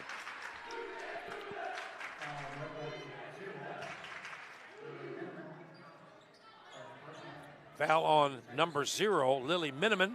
That's her first. Second team foul. Every time the Jackets make a pass, Redbud is slapping at it. And a 3-ball from the right side, Lillian Diskey. 7-0, Chester with a 7-0 run to start this ball game. 3 minutes, 19 seconds remaining. KB driving the length of the floor. She holds up at the three-point line. Lillian Diskey looks over to KB. This time they get it inside to Mott, and she puts it in. Lexi Mott, Jackets on a 9-0 run. The Jackets have been having trouble all during the first 5 minutes of this game getting the ball inside to Mott. That's their game plan usually. Get it into Mott. She can handle it. She battles inside and takes the bumps and the slaps. This time, the last 2 times, she got the hold of the ball, and she's taken it up and put it in for 2 points apiece.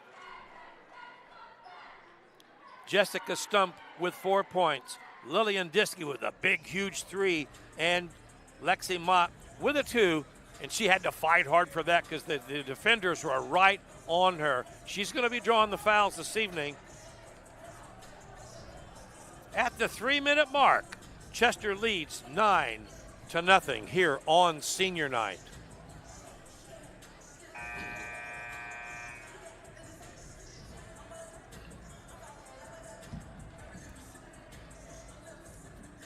Both teams playing hard. Both teams playing some pretty tight, strict defense. Like I said, the Lady Musketeers aren't going to get by for too long with all that slapping and swatting at the ball, because that's going to get the foul call more times than not. Redbud with the basketball with 2:57 on the clock. Number 11's into the ball game, Addie Peel. Number 2, Ava Wagner. And she drives in the lane. Ball tipped out of bounds. Foul by number Chester's 24, Jessica Stump, and that's going to put to the line number 2, Ava Wagner. She's a 5'4" senior guard. First one's up and good. The first points for the Musketeers.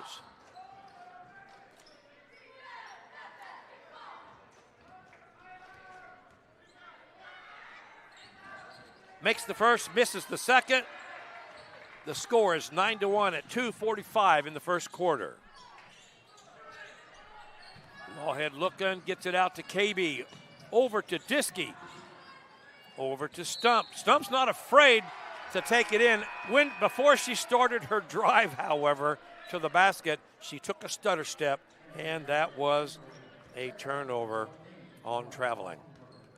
Ball back in the hands of Redbud Musketeers. The Lady Musketeers. The Musketeers will be here tomorrow night.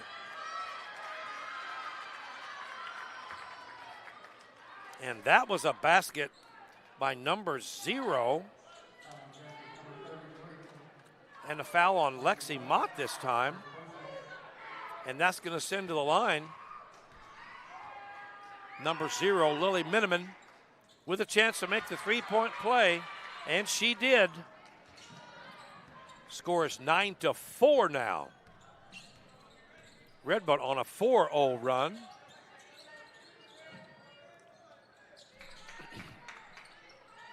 Tell you what, Mott is, I told you it was going to happen, number 14 with the foul, Nora Roethlisberger.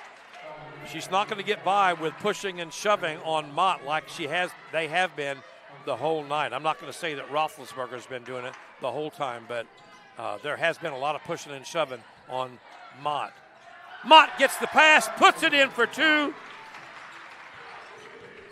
And she had to do it with a lean because they're right up on top of her. 11-4 with 2 minutes left on the clock.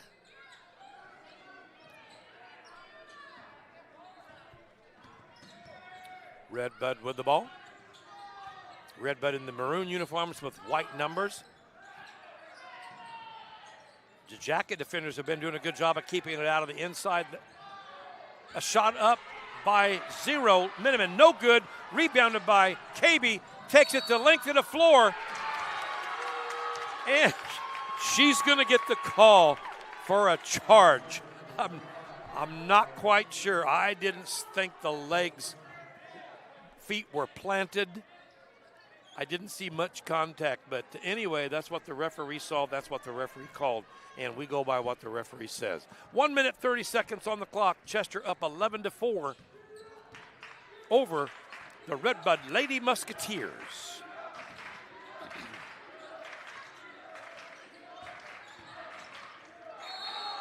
And that time a travel on number 2, Ava Wagner. She got a stutter step when she drove the lane. She got about to the red volleyball out of bounds line and tried to make a stop and a pivot, and she juggled her feet.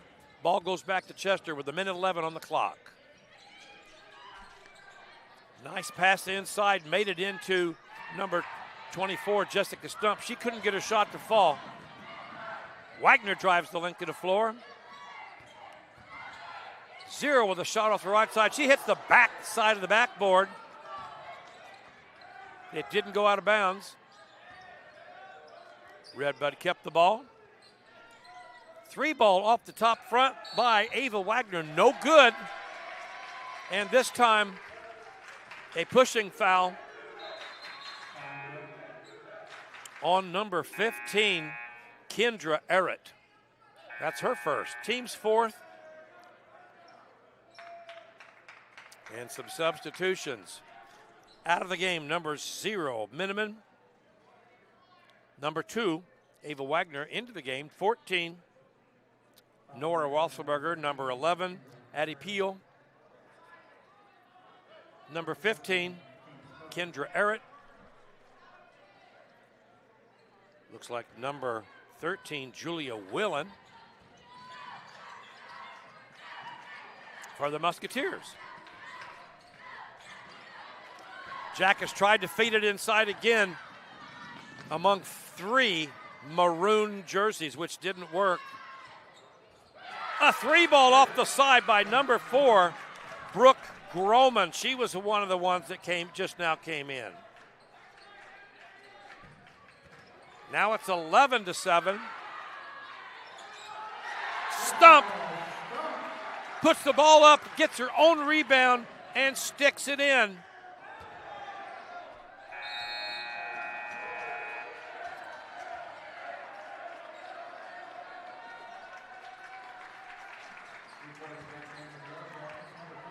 And after 1 quarter of play, it's Chester 13, Lady Musketeers 7.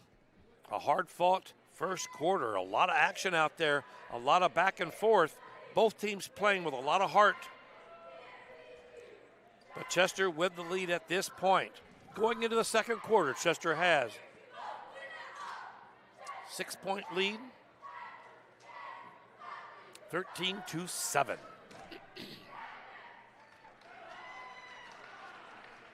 Don't forget, ladies and gentlemen, please stay with us at halftime. We're going to have a dance routine by the Chester High School dance team right off the bat.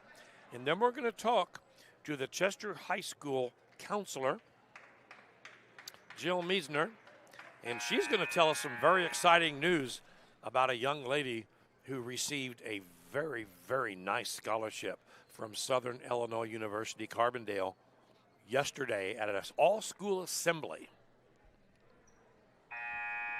Chancellor Lane was here along with 3 of his staff members, and they presented this very, very nice scholarship to this young lady. And Jill is going to tell you all about it at halftime after the dance routine.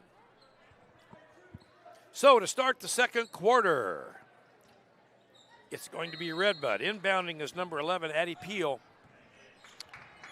She inbounded to number 13, Julia Whelan.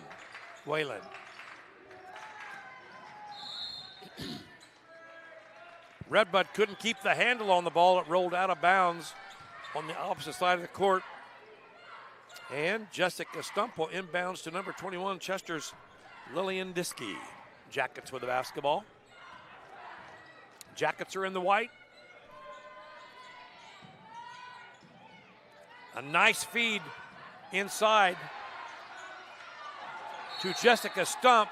She fell out of bounds, came back inbounds to get the ball, and she either tripped or fell or was knocked down. I can't say which one it was, but anyway, the ball turns over to Redbud.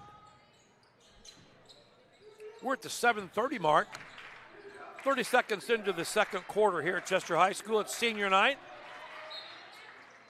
And you are listening to Yellow Jacket Basketball here on the Huddle Network, on YouTube and on Facebook. I'm Jim Beers with your broadcast. Very glad to be with you this evening. I've talked about 3 nights this week. I'm a little hoarse. I'm sucking on a throat lozenge right now. But I'm going to keep going for exciting Lady Jacket basketball. We're in Colbert Memorial Gymnasium on Rocky Bridges Court. Number 14, Nora Roethlisberger with a basket. 13-9 the score at the 6:59. Aubrey Coleman with a bucket.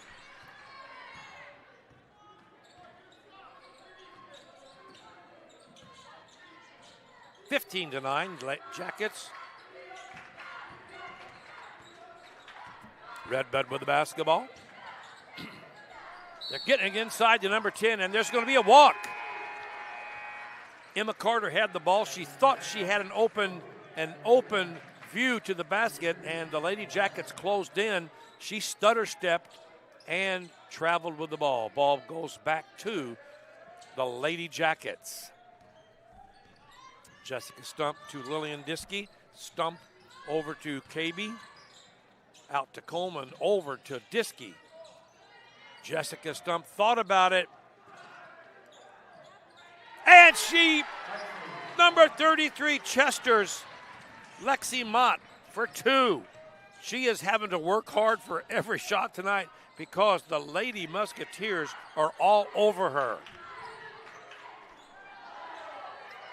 Number 10, Emma Carter. Redbud making a game of it, 17-11 at the 5:55 mark. Jacket basketball shot up no good, rebounded by number 4, Brooke Roman.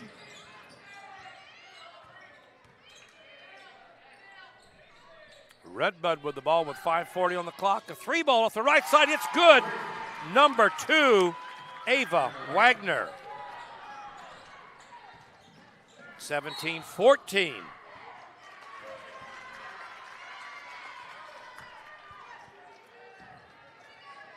Turnover by Chester.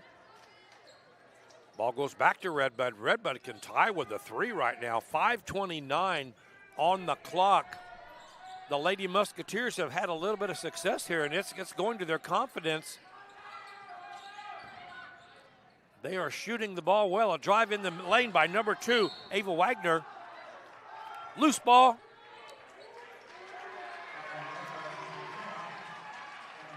And that's going to be a foul on number 10, Emma Carter.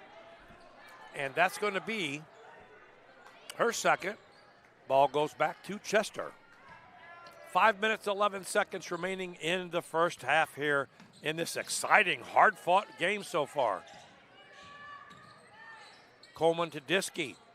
Coleman over to KB. Back to Coleman. Over to KB. Nice move inside by Jessica Stump. She can't get it to go. Rebounded by Redbud. They drive the length of the floor. 3 ball, no good. Tipped out of bounds by Redbud. No, they're going to say her hand looked like it was on it. They're going to say it was out of bounds on number 33. Chester's Mott. Ball stays with Redbud. 3 ball, no good. Rebounded by Jessica Stump. She's on the move. She loves this. She loves this play. Coleman with the rebound, puts it up. No, Stump right there, out of bounds by number 10, Emma Carter. Woo! This has been an exciting game so far. Both teams playing with a lot of fever and a lot of heart. Here at Chester High School in Colbert Memorial Gymnasium on Rocky Bridges Court. They try to get the ball into Mott, and it's intercepted by number 0, Lily Miniman. She trips and falls, and she's called with traveling. Ball goes back to the Yellow Jackets. Chester keeps trying to get it into Mott, and they are on her like flies on sugar. There's a lot of leaning and pushing there. There's going to be a foul called in a minute. Shot no good by KB. Drive the length of the floor, no good. Rebounded by number 10, Emma Carter. Going to be a foul on Chester's number 24, Jessica Stump. That's her third. That's not good for the Jackets. At the line, number 10, Emma Carter.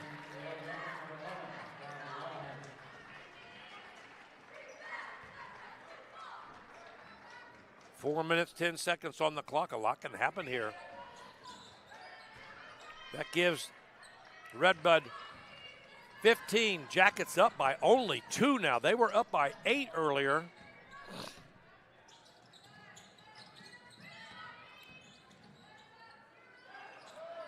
Nice play, nice play.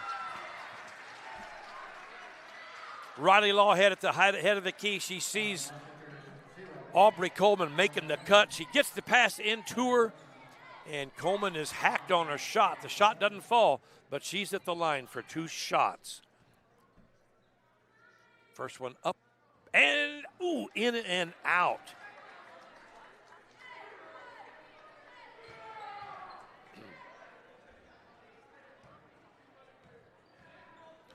Aubrey Coleman at the line for the Jackets. Shot is up and in. No, off the left side. Didn't even hit the rim. I'm sorry. Score stays 17-15. 3:52 on the clock. Musketeers have slowed their pace down a bit. They were pushing the ball down the court. They keep passing around, looking for that good shot. They've had some luck with the 3 ball and long 2s tonight. There goes the 3 ball off the side, rebounded by 14, Nora Roethlisberger. They are not afraid to fire the 3. There goes another one off the left side. No good, doesn't even hit the rim. Out of bounds by Redbud. The ball's going to go back to Chester here with 3 minutes, 19 seconds on the clock for the first half here at Chester High School. It's senior night. Chester's 6 seniors being honored this evening. Mott goes in, puts the ball up for 2 points. 19-15 at the 3:05 mark on the clock. Redbud continues to whip up those 3s. They get the rebound. Shot up, no good. Rebound, stick back, and it goes in. Number 10, +2. 19-17. 2:36 on the clock. Mott gets the ball. She's being guarded very closely by number 14, Nora Roethlisberger. Roethlisberger is a 5'9".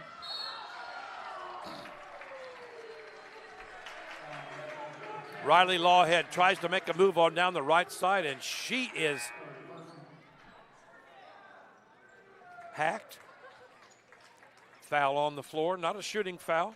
Ball stays with the Jackets, inbounding underneath their own basket. Diskey gets it over to Coleman, who trips a little bit. She manages to stay on her feet. Out to Lawhead, over to Coleman, over to at the top of the key. There goes Lawhead with a nice move inside. Up, no. She tries to get the rebound. Redbud gets in between them. It goes out of bounds off of Redbud. Not too often you see Lexi out there at the head of the key. She's Chester's big girl inside. She's a battler. Marley Cavey off the right side, no good. The ball doesn't even hit the rim. 2 minutes on the clock. 2 minutes on the clock. Chester up 19-17. Redbud with the basketball.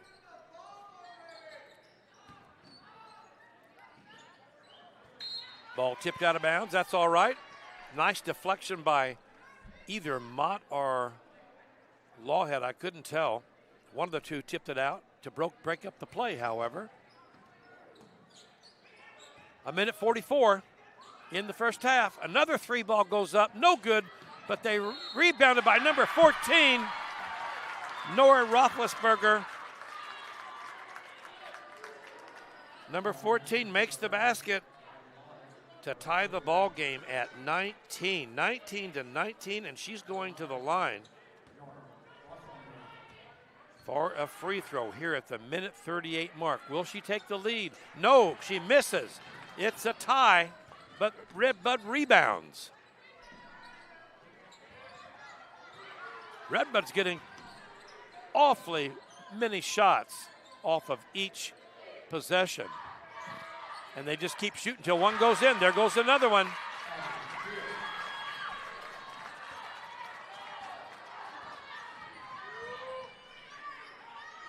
Redbud with their first lead of the game, 21-19, with 1:09 on the clock. Lexi Mott off the left side, and she's hammered by number 14. Number 14, Roethlisberger, has been on her very close. There's been a lot of pushing, a lot of shoving between the both of them. This time, the foul is called on Roethlisberger with the clock stopped at 1:03. Mott makes the basket plus a free throw. Takes the lead again, 22-21. With 55 seconds on the clock. And it's a mishandled ball inside by number 14, Nora Roethlisberger. The ball goes to Chester. On the loose ball goes to Chester, and Redbud calls a timeout with 50 seconds on the clock.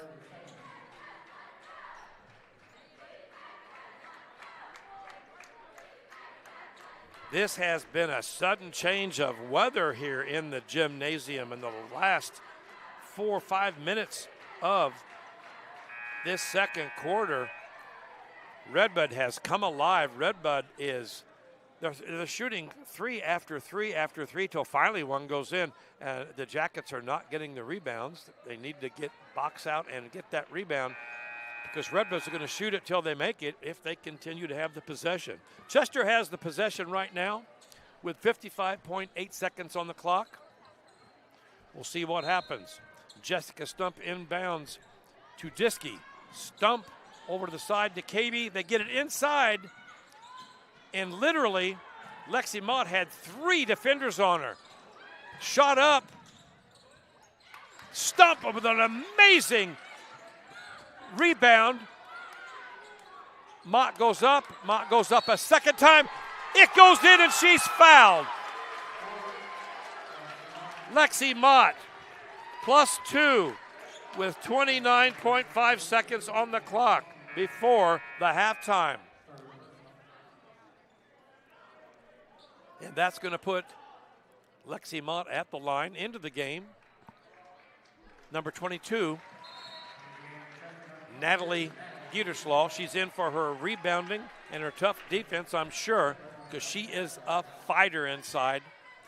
Lexi Mott with a chance for a three-point play. Can she make it 3 points? Up and off the back of the rim, rebounded by Redbud. 24-21 with 23 seconds on the clock. Redbud's going to look for one final shot here. Jacket defense needs to put a stop right here, right now. Defense doing a good job. Down to 10 seconds. 8, 7, 6. They get it into the lane. Blocked by Lexi. They got 3 seconds. Jackets can take it down. 1.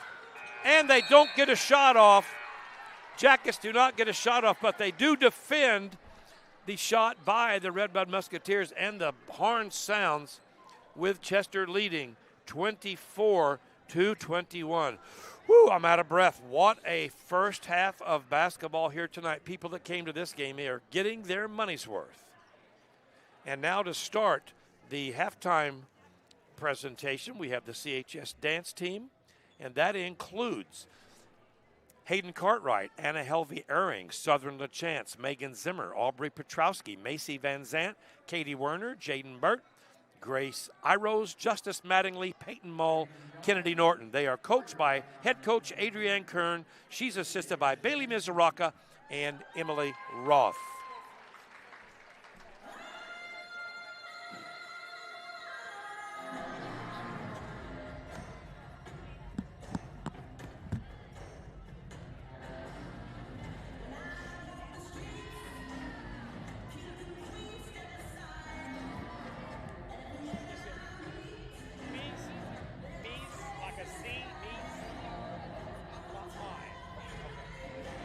Right after this.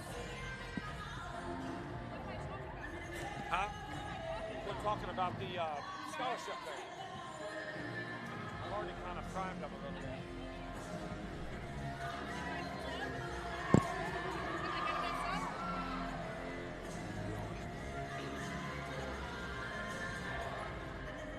You're watching halftime performance by the Chester High School dance team. After which we will have a visit from Chester High School counselor Jill Meisner.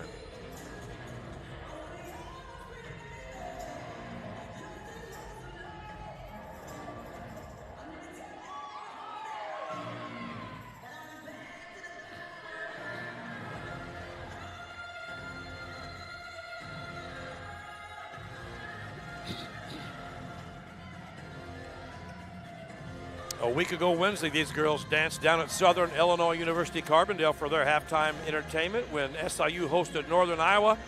They did a fine job. They got a great reception by the crowd. And it's my information that one of these dancers, Jill, might be going to Southern Illinois University, and she might be trying out for the dance team. There you go. And there you have it, ladies and gentlemen. Chester High School dance team for your halftime entertainment. Now we're going to have a little visit with Jill Meisner, our Chester High School counselor. Jill, thank you for coming. Thanks for having me. And you came partly for this, but also to see your daughter play, Yes, right? I did. Let's bring this right up a little bit taller. There Okay. you go. Let's talk about what happened this week. Very exciting news at Chester High School. So exciting.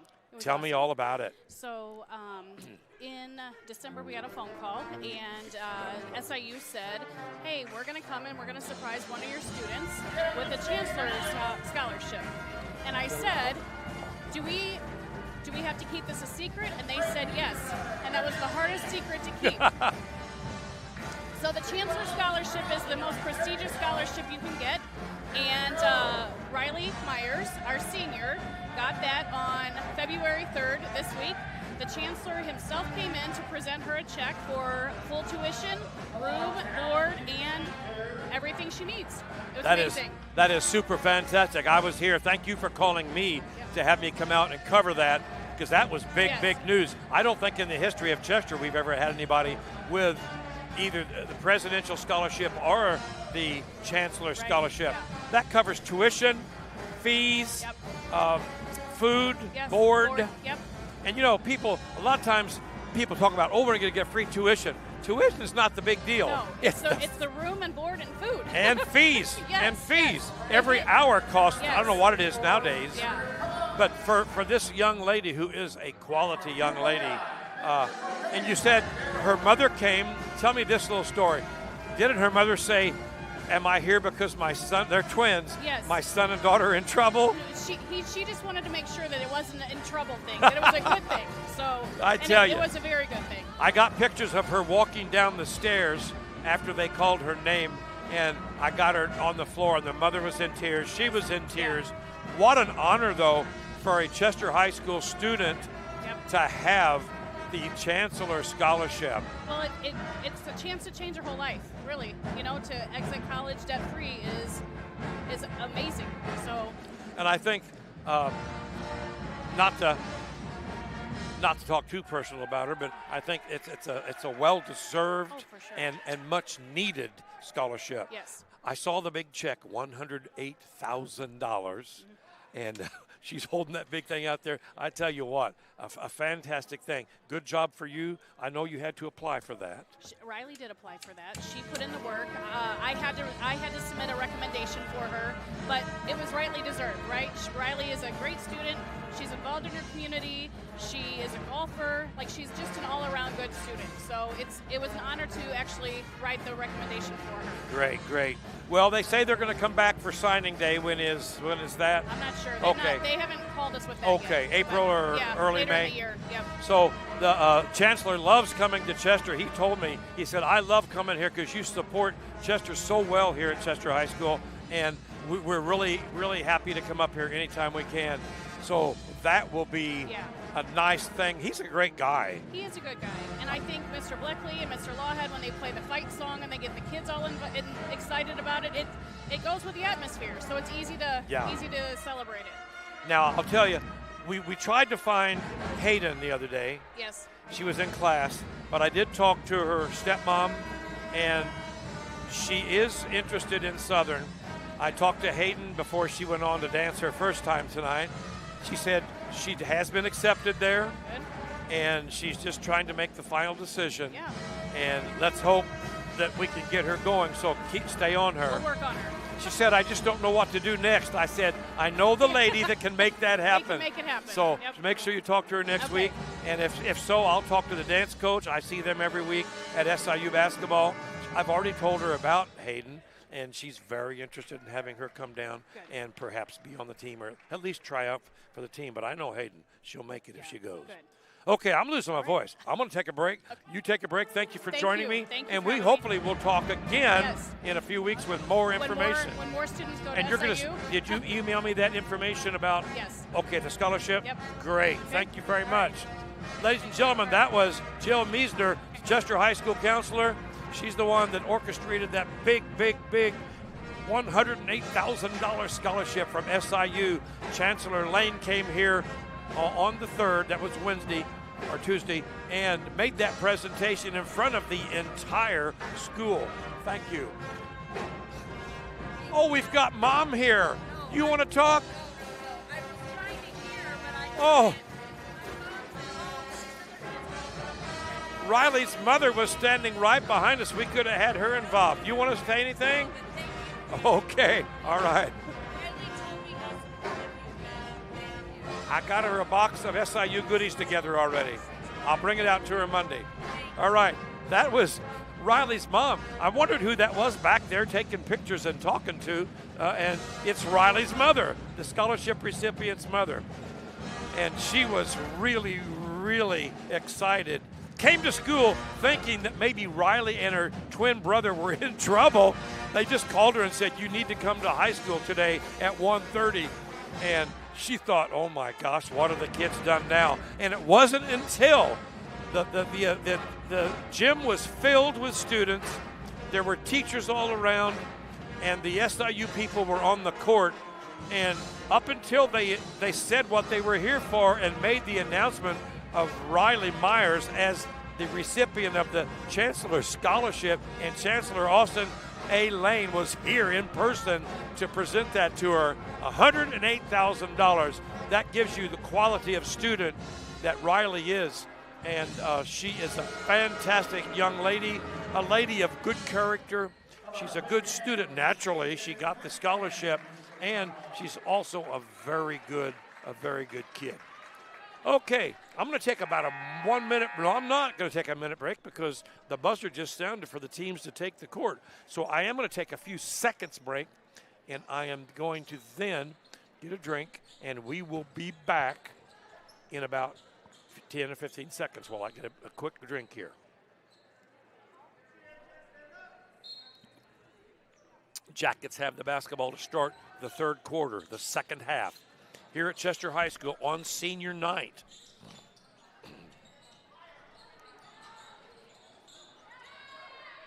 Jackets get a shot off, no good.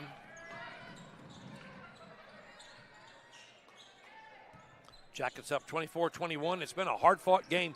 Both teams exhibiting the desire to win this thing naturally. No good on Redbud's shot. Chester with the rebound.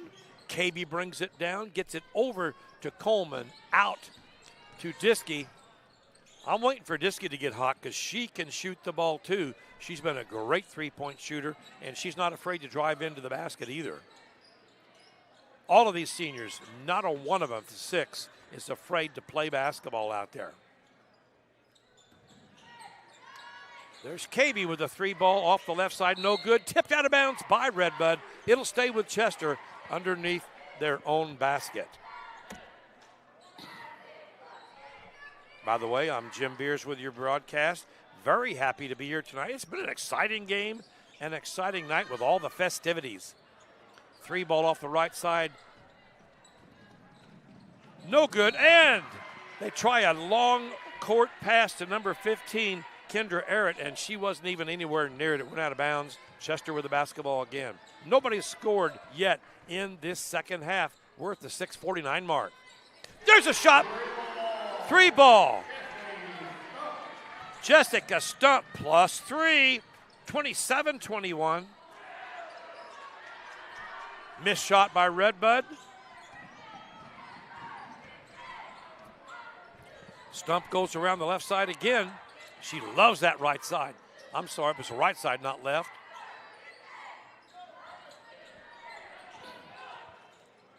Stump in the middle. She's going to take the shot. It's good in the middle from the orange out of bound free throw line. It's the Jessica Stump show again to start the second half. She started the first half with back-to-back baskets, and now she starts out the second half with back-to-back baskets, a 3 and a 5. 29-21 Chester. Jackets have come out with a refired desire to play some ball here. And a ball goes out of bounds. Chester tip. Ball stays with Redbud. 3 ball off the left side, no good by number 11, Addie Peel. Rebounded by Chester's Coleman. Gets it to KB, gives it to Diskey. It's Stump again. This time it doesn't roll. And rebounded by number 2 and drives the length of the floor, Ava Wagner. And it looks like there's a little bit of a scrum there. Number 2 hit the floor, Ava Wagner. No foul called. I think Wagner and Mott had a little bit of a battle for the ball. Redbud won the battle for the ball, but I think that Ava Wagner lost that battle of standing on her feet.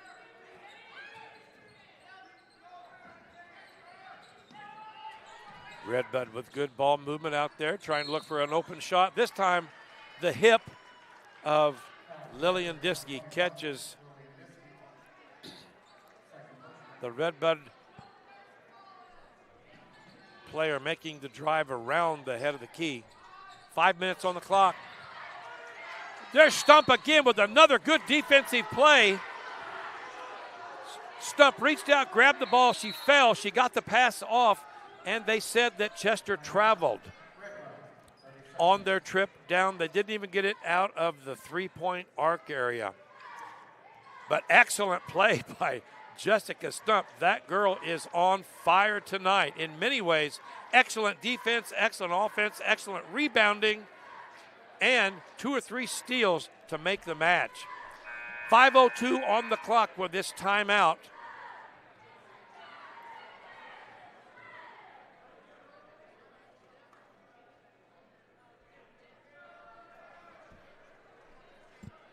We're in the third quarter here at Chester High School. It's a real barn burner, 29-21. It was a 4-point game, though, a few seconds ago, but Chester came out, and they have gone on a 5-0 run to start out the third quarter.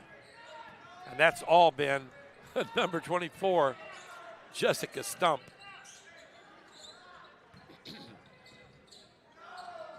Nice move into the lane by Lily Miniman. She gets the roll and the basket. 29-23 at the 4:37 mark. Stump again off the right side, no good. Rebounded by Lexi Mott. She ticks it up and puts it in for 2. Number 33 plus 2. 31-23 with 4:20 to play in the third quarter. The Chester football players and Pep Club are continuing to support the girls down there. Nice defense here again by Stump. Keeps the ball from rolling. It tips out to Lillian Diskey. And the Jackets have the basketball on their end of the court again. They feed Stump inside. She can't get it to go, but who's there but Lexi Mott to rebound and put it back in. 33-23, 10-point lead. 3:43 on the clock. This could be Chester's biggest lead so far, I believe.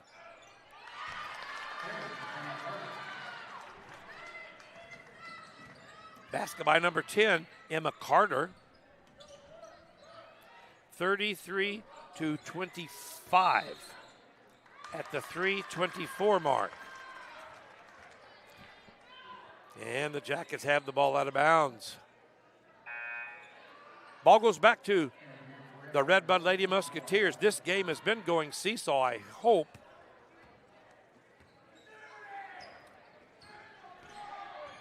that it doesn't get quite as hectic as it did the first half, because I was winded as the buzzer sounded to end the first half.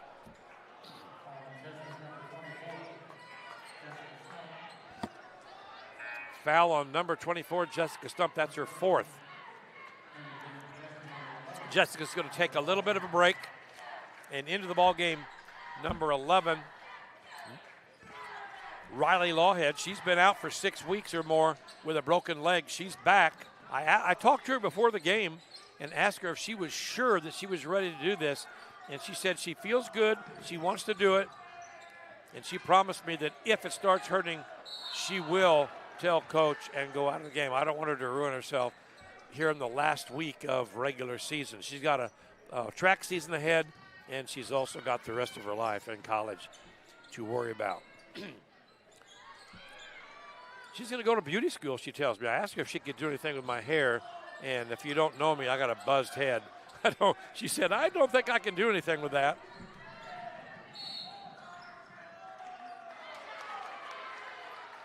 Now that's an example. I thought that Lillian Diskey had moved over and her feet were stationary, and they're going to call a blocking foul on her. I thought it should have been a charge, but what do I know? Number 2, free throw. 33-26, and she makes the second.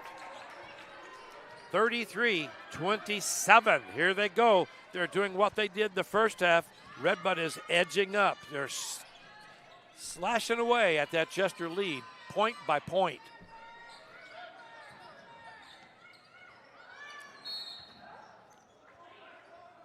They try to get the ball into Lexi Mott, and Lexi literally had 3 or 4 maroon jerseys around her. and they made contact. The one girl fell on her back, and they called the foul on Redbud. Mott with the basketball, gets it out. Oh, no!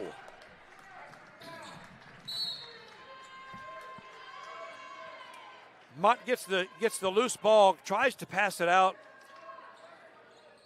to the three-point arc, and nobody was there to get it. It rolls down onto the Redbud end of the court, out of bounds, and the ball goes back to Chester. Number 14, who fell down, Nora Roethlisberger, she is taking a break, and she looks like she's hurting a little bit. Sorry to see that. This time Chester has 4 defenders in the lane. And a scrum for the ball. 5 players after the ball, and it looks like it's going to be Chester's at 2:05 on the clock in the third quarter. The Jackets are on the court playing floor burn U basketball tonight, going after every loose ball. Feed inside to Riley Lawhead. Back out to KB, the sophomore KB. Ooh, Lillian Diskey. She wanted to make the pass, but Coleman wasn't there in time, and she tried to make a jump stop, but her left foot drug a little bit, so she was called with traveling. Ball goes back to Redbud with 1:49 on the clock for the third quarter. Jackets with a 6-point lead. It was 10 points a few seconds ago. And a 3 ball by number 0. Here we go again, 33-30 with 1:27 on the clock. Jacket shot, no good, rebounded by number 15, Kendra Errett. Redbud with the basketball. They're playing with a little bit more steam since they've gotten close. They are fired up with this. A nice block by Lexi Mott. A nice block by Lexi Mott. And a timeout by Redbud here with 1:06 on the clock. Chester basketball when the play resumes. I'm sorry, timeout Yellow Jackets at the 1:06 mark. This quarter started with the Jackets up 24-21.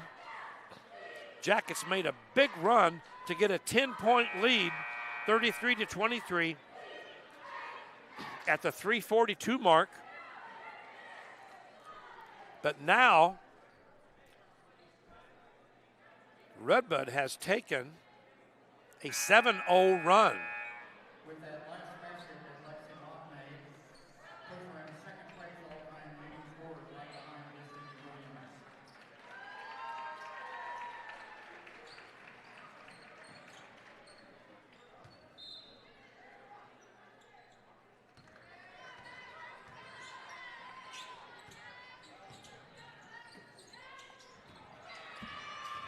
Jackets missed shot, goes back to Redbud. Clock is ticking down, 52 seconds.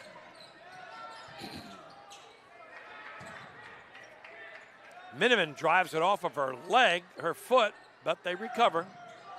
Clock's ticking. A shot off the side by 15, good. Kendra Errett, +2. 33-32, it's turned into another barn burner here with 28 seconds on the clock. Chester with the basketball. Lexi Mott has the ball. She goes up. It's stripped from her. And Redbud's going to have a chance to tie or take the lead here with 13 seconds on the clock. A shot by 2, no good. Rebounded by Chester. Can they get down to put up a shot? 5, 4, 3. And a foul, a reach-in foul on Redbud. No, it was a travel. Coleman had the ball and stutter-stepped as she crossed over, and the ball went back to Redbud. But they couldn't make their shot either. At the end of 3 quarters of play, it's Chester 33 and Redbud 32. I'm glad you're watching. Hope you're having fun with this game because it is an exciting game. This is a grudge match, I'm sure, for Redbud. They were beat when Chester went to Redbud on December. I'm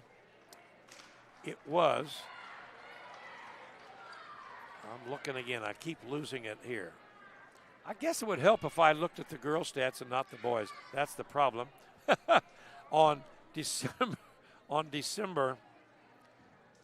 January 12th, Chester went to Redbud, won 46-30 on Redbud's court. I'm sure Redbud is wanting to get revenge tonight here at Chester High School, especially on senior night. Chester now has a 33-32 advantage, and we are about to begin the fourth quarter. It's senior night. I'm Jim Beers with your broadcast. It's been a fun game to broadcast tonight with so much going on. We had the dance team. We had the senior recognition. We had the visit from Jill Meisner, the Chester counselor, telling us about a student, Riley Myers, who got a $108,000 Southern Illinois University Carbondale scholarship from Chancellor Austin A. Lane. A lot going on. Okay, we've just begun the fourth quarter. Redbud with the first possession and first basket. They're not calling anything down underneath this time. Redbud, good ball movement tonight. Good ball movement. Quick passes. And they throw that one away. I'm sorry if I jinxed you. And there's a reach-in foul on number 4. Marley Cabey making the drive down the court. Brooke Groman with a foul. First foul for Redbud. Jessica Stump back into the ball game, number 24, with 4 fouls.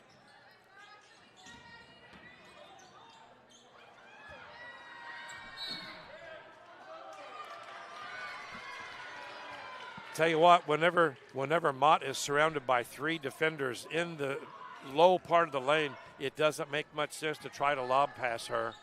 And they did. And they got the ball.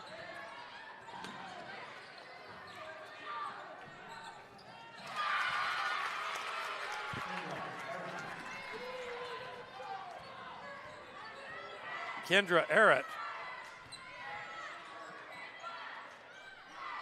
with a basket. Take the lead. 33-34 with 6:52 on the clock. Chester shot doesn't fall. Rebounded by number 11, Addie Peel. Redbud is fired up. That coach has them fired up.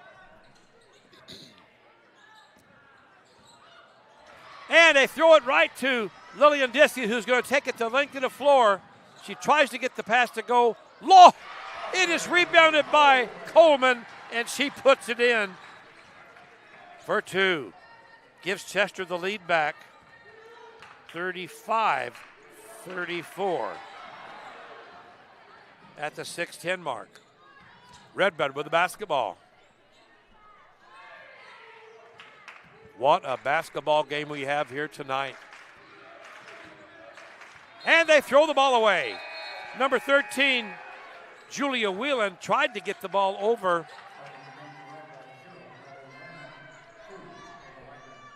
to the player on the left side of the court, and she wasn't watching, and it goes right out of bounds. A gift for Chester. 5:52 on the clock. Chester ahead by 1, 35-34. Chester on a 2-game winning streak. Littlest girl on the court gets the rebound right inside the trees down there. The big girls from Redbud. She grabs it. Marley Cabey grabs the rebound down, swipes it, and she is fouled, and she's at the line for a free shot because she took the ball right back up.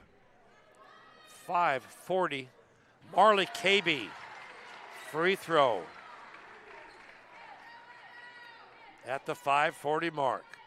36-34, Chester with a lead. KB can make it. She bangs it off the back of the board. It looks like there's going to be a foul on Lexi Mott. That is her first personal foul, or second personal foul of the night. Jackets do get the lead, though, 36-34 with 5:34 on the clock, and we have a timeout, a Redbud timeout.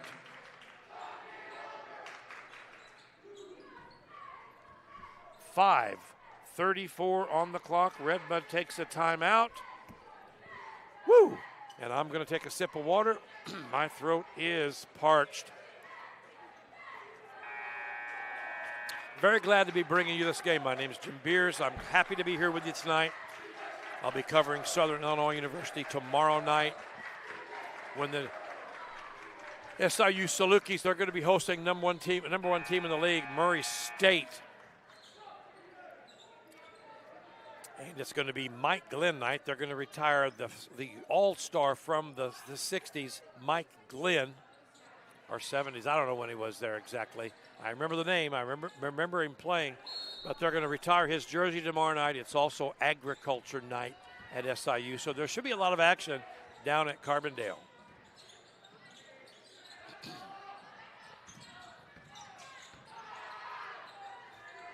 Redbud with the basketball. Lady Musketeers waiting for a good open shot. And there's the shot. No good off the side of the rim. Tipped out of bounds. The referee said it was tipped out of bounds by Lexi Mott. Lexi's looking like, I didn't touch that. But once again, the referee called it. That's what we got to go by. Now we have a battle inside. Two players, Lexi Mott and there's a lot of pushing and a lot of positioning going on there. And Lexi was called for the foul. That's her third. And now a turnover by Redbud. I tell you what, every play, every trip down the court on either end of the court is thrilling and exciting tonight. And there's a reach by number 0, Lillian Miniman. Nothing called on that. And they try to get it in to Lexi Mott, but this time number 14, Nora Roethlisberger, is on her back as she tries to take the pass.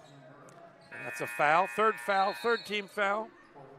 And that's the fourth team foul on Roethlisberger. She's going out, as did number 4, Brooke Groman. Lillian Diskey to inbounds right under the Chester basket, right to our right on your TV screen.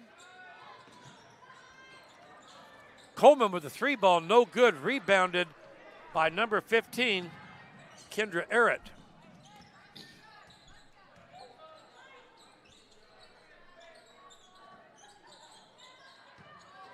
Move inside by number 10, no good. She couldn't get it to roll.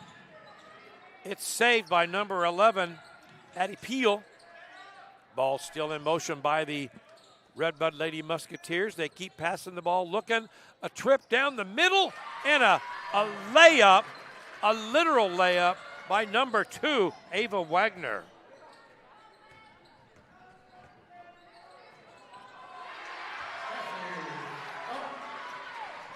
Jessica Stump with the basket for the Jackets. She answers. 38-36. It still continues to be a knockdown, dragout, and a steal by Aubrey Coleman. She drives the length of the floor, and she is fouled as she approaches the basket off the right side, but it is a foul on the floor. She's not going to be shooting. That is 4 team fouls. And a timeout by the Yellow Jackets here with 3:53 on the clock. Chester Pep Band firing up Go You Yellow Jackets, the school fight song.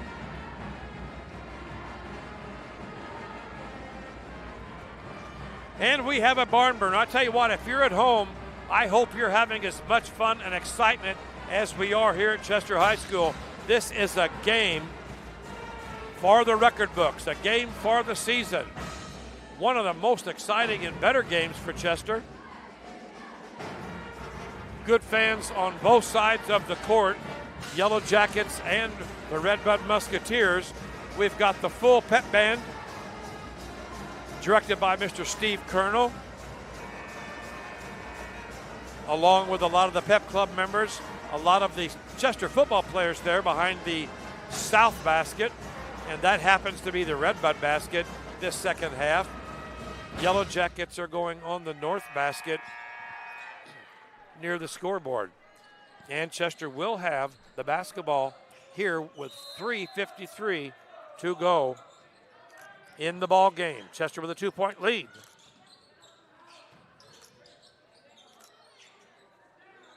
Looking, get it in. Jessica Stump, no, but rebounded by Marley Cabey, the smallest girl on the court, and Cabey gets it and puts it in. 4-2, 40-36, off the basket by Cabey.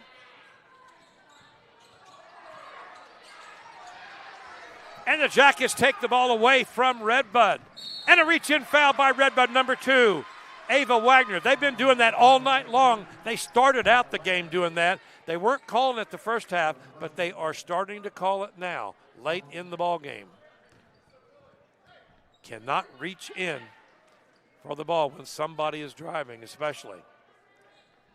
So with the clock stopped at 3:23, one of our better free throw shooters, Lillian Diskey, up and in. This is a good time to get points with the clock stopped. 41-36. Lillian Diskey.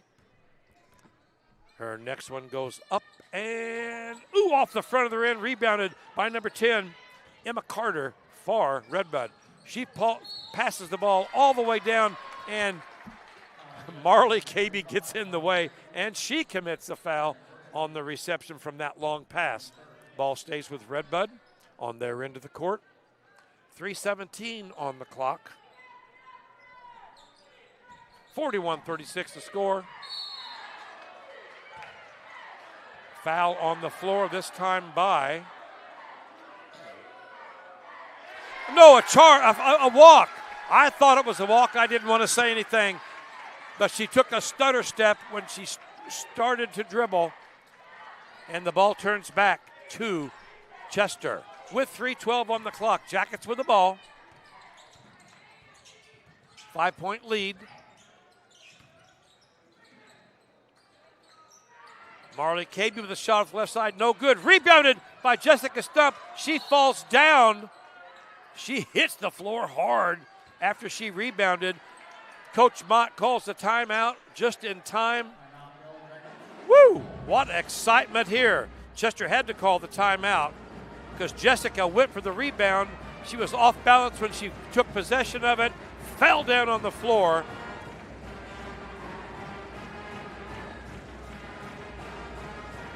And Chester called timeout to keep the possession.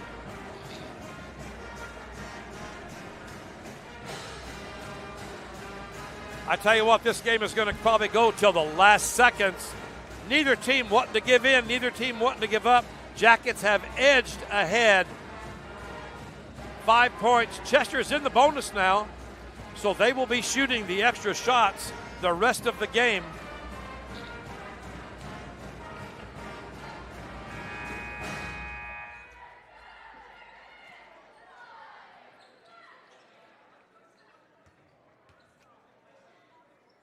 And the Yellow Jackets coming back onto the floor, as are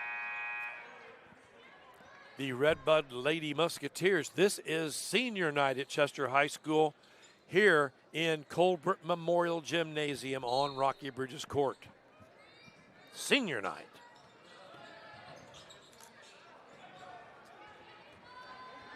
Diskey can't get the ball in. Number 2 gets the loose ball and drives the length of the floor. Ava Wagner. She makes her basket.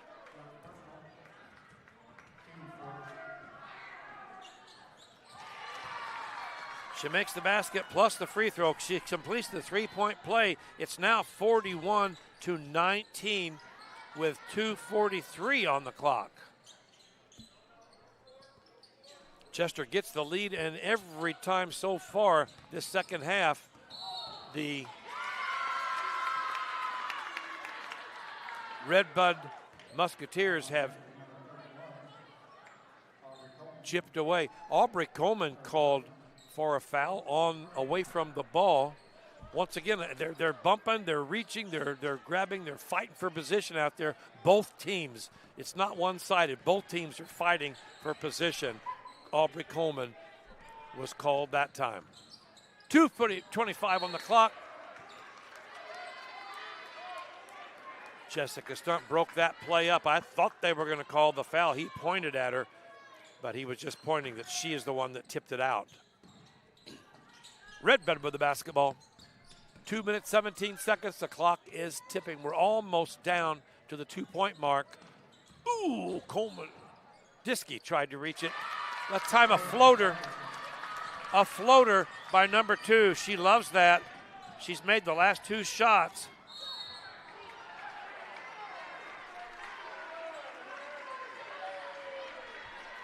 Tie ball game.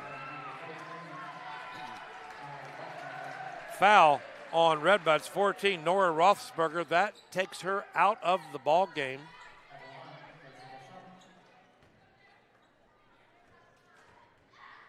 Jessica Stump can break this tie. Misses the first one. Here at 1:59 on the clock. Chester had a 5-point lead. It is now tied again. Now both teams are in the bonus. Mott's shot is up and clanks off of the back. Lexi Mott keeps it alive. Coleman with the 3 off the right side. No good. Rebounded by number 11, Addie Peel from Redbud. They take it into number 15, Kendra Arrett. Pass the ball around. The ball game is tied at 1:42 on the clock. Looking. Thinking about it. 15 takes a shot off the right side. No good. Rebounded by Coleman. She holds on to it. She kept it alive. Coleman. We're down to 1:23. We're going to be hitting the 1-minute mark here. Lillian Diskey tried the 3. Didn't even. It was about a foot away from the basket. Redbud gets the ball.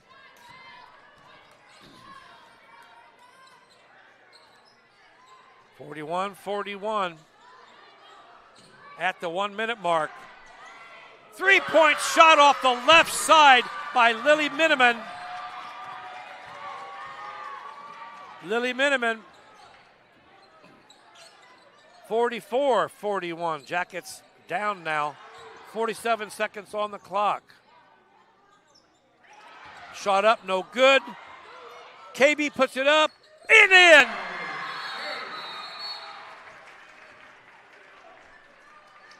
Jackets still down by 1, 43-44 with 37.2 seconds on the clock. I told you this was going to go down to the wire. Both teams wanting this game very badly. Both teams playing hard. Both teams fighting to the death. After the KB score, once again, I want to give KB a shout out. She's one of the smallest girls on the court. She's only a sophomore. She was called into action as a starter the last 6 weeks while Riley Lawhead was out recovering from her broken foot or broken leg. She has stepped up and really taken a leadership role on this team. She's made some big plays in this third and fourth quarter to keep this team alive, and now she does it again with 37.2 seconds on the clock. She gets the loose ball, fights her way in among those bigger girls, and banks it in for 2. Chester and Redbud both in the bonus, both with 5 team fouls. Redbud with the basketball. What is Redbud going to do here? What is their game plan? Woo! 35, 34, 33, 32. There's no shot clock, ladies. So we got to play some defense. They're going to play keep away, I'm afraid. They're not going to shoot if they don't have to. They do not have to shoot. They're playing keep away. Chester better foul. They did. Aubrey Coleman with a foul. And both teams in the bonus. That's going to send to the line number 2 here with 18.8 seconds. That might not have been a bad foul, actually. She misses her first.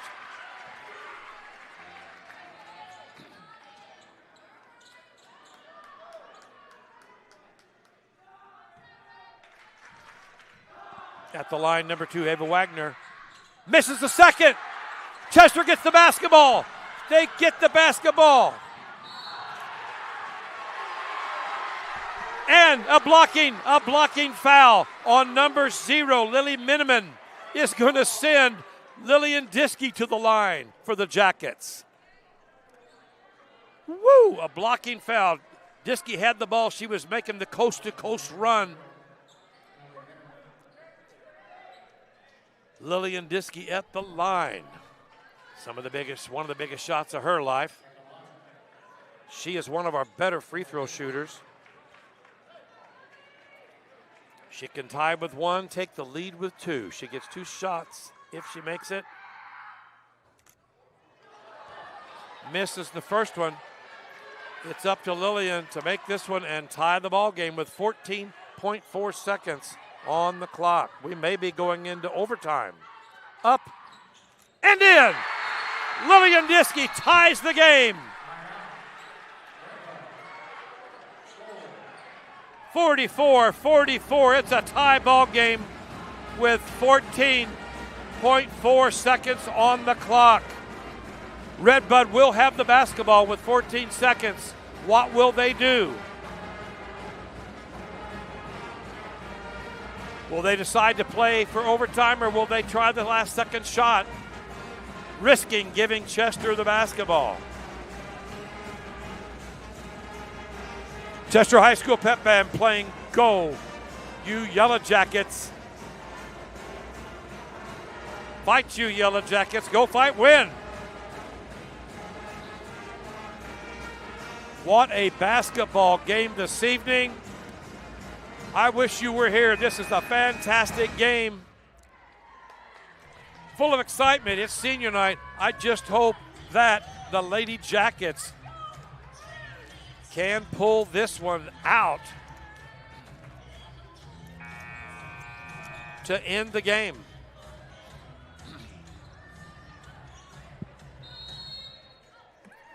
Lillian Diskey kept the Jackets alive. Clock's ticking. 10, 9, 8, 7.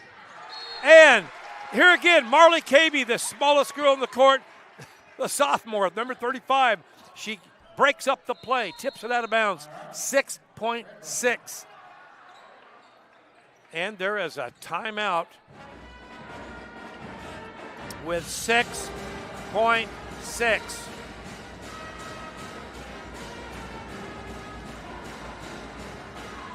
Seconds on the clock. I tell you what an exciting game we have here tonight. Redbud, I'm sure, is going to draw up a play here to try to get a winning shot off with 6.6 seconds.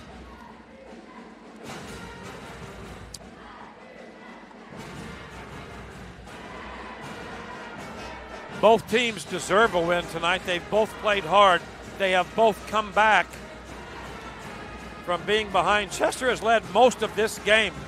Redbud has come back most of the evening to keep themselves alive in this ball game. You got to give them some credit. They were down by 10 again not too long ago, and they have fought and scraped. And here we go, the final 6 seconds. Looks like loose ball on the floor, and the clock is going to run out. We're going into overtime. Overtime here at Chester High School. Chester High School and the Redbud Lady Musketeers. What a night of basketball.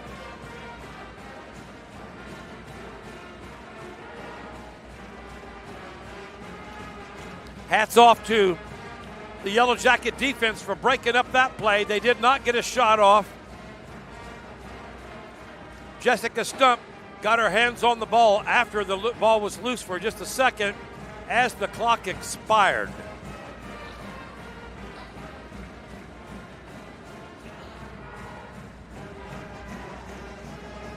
Now the Yellow Jacket Pep Band is playing the other school fight song. I'm not sure what university uses this fight song, but Chester has played it for 60 or 70 years, and the title on it, on the music, says Beer, Beer for Old Chester High. But I'm telling you, there's no beer here tonight. It is all full-blooded, 100% basketball with the Lady Jackets and the Lady Musketeers from Redbud. And they're going to jump ball to start out. It's going to be Lexi Mott and number 15, the same ones that jumped earlier, Kendra Arrett. Jumping for possession. First possession of the timeout, or the overtime.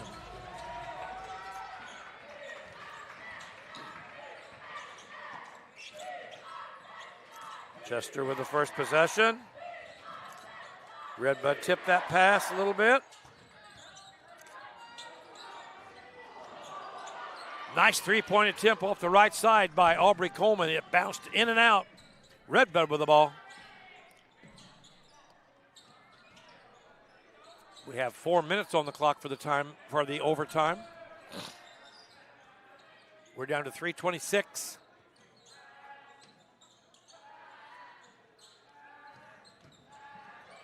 Both teams in the bonus. Nice ball movement by the Lady.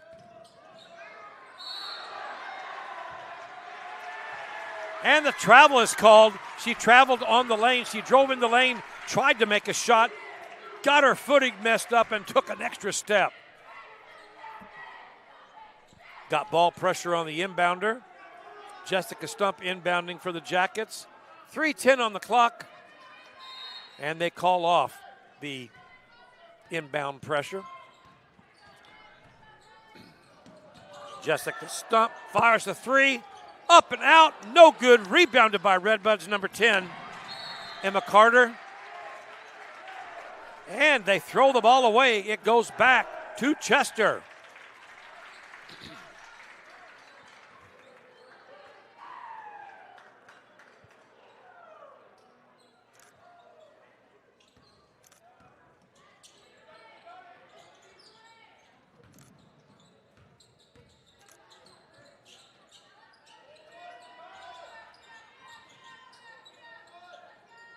KB thought about the three. Ooh! Lillian Diskey tried the three. It just about got caught between the rim and the backboard. Clock's ticking, 2:33.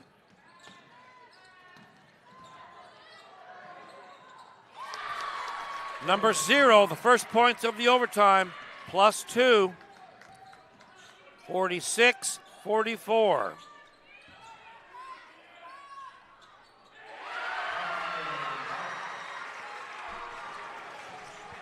Lexi Mott with a three to answer that one. 46-46 with 2 minutes on the clock. Out of bounds on Redbud. Chester will have the basketball.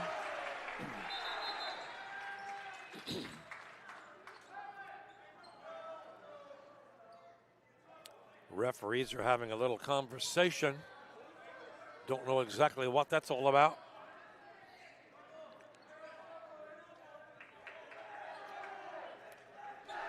Probably want to watch real closely. Girls are playing rough. 1:56 in the ball game here at Chester High School. It's senior night. And it's been a knockdown, drag-out barn burner this evening.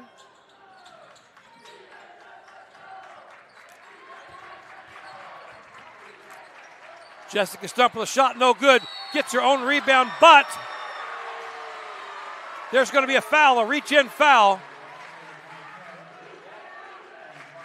A foul on number 10, Emma Carter, and that's going to put Jessica Stump at the line.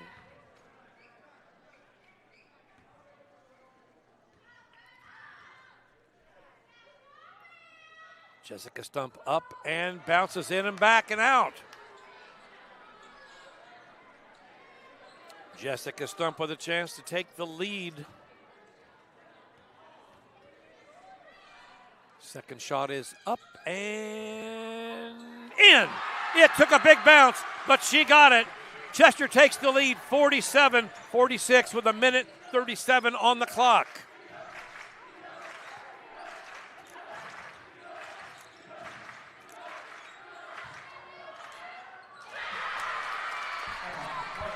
Answered by number 10, Emma Carter. 48-47, 1-point lead. Jackets with the basketball. 1:12 on the clock. They get it into Lexi Mott, who can't get a shot off, and it's rebounded by number 10, Emma Carter. What a heartbreak. Lexi was right there, couldn't get the ball to go in.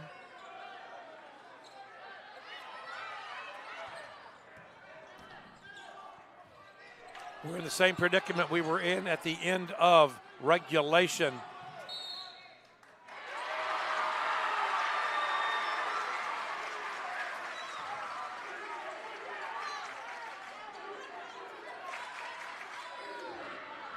I'm not sure. I didn't see what that call was, but it was a turnover. Ball given back to Chester with 37 seconds. They need a bucket.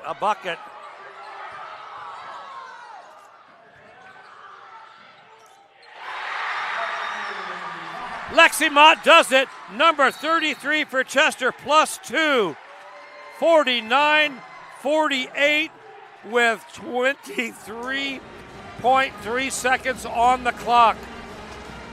I tell you what, you cannot have any kind of comfort, though, if you're Chester, because all night long, Redbud has come back with an answer in tight spots like this. They're going to have 23.3 seconds left to score.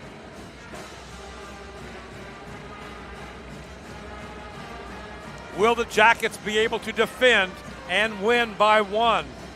I can't tell you that. But if the previous end of regulation was like this one, who knows what could happen? Yellow Jacket Pat Band playing Go You Yellow Jackets, Fight You Yellow Jackets, Go You Yellow Jackets, Go Fight Win. Coach Mott finishing up his discussion after this timeout.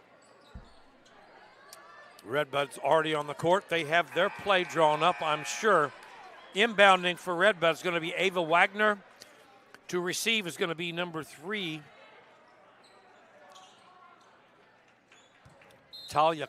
number 0, Lily Miniman.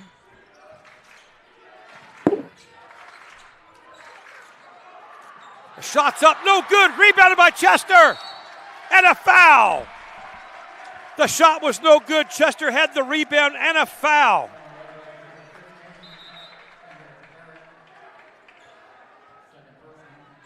Fouls on number 15, Kendra Arrett, with 13.7. Even if Chester makes these, Redbud is going to have the chance once again at the line. Our 35, our sophomore. Ball up. No good. Bounces out.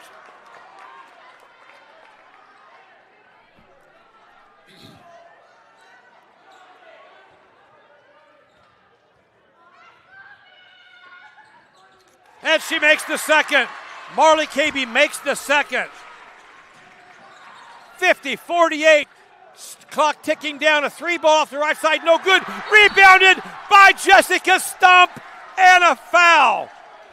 Jessica Stump with the rebound. The missed 3-ball. Jessica Stump.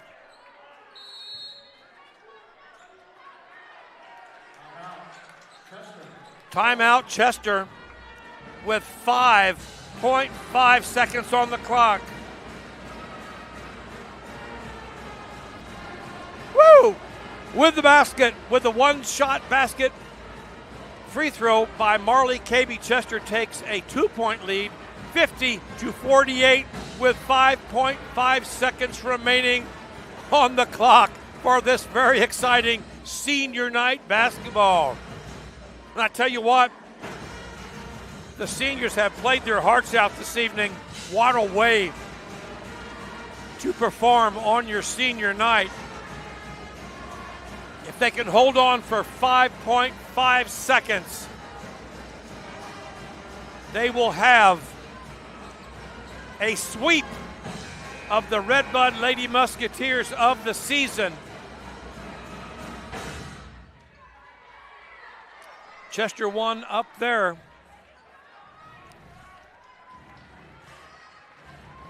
On January the 12th, 46-30, and I'm sure that Redbud wants some blood here. Clock's ticking, a shot off the right side, no good, it bounces off, and a rebound. Lexi Mott rebounds. And the clock goes off. Chester with the win, 50-48. Lexi Mott gets the rebound off the missed shot.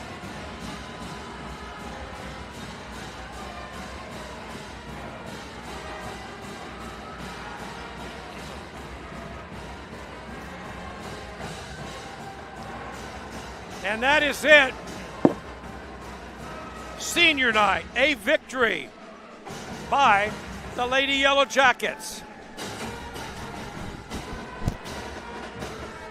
And I asked the Lady Yellow Jackets to come up. I don't know if they will. With the win, they might.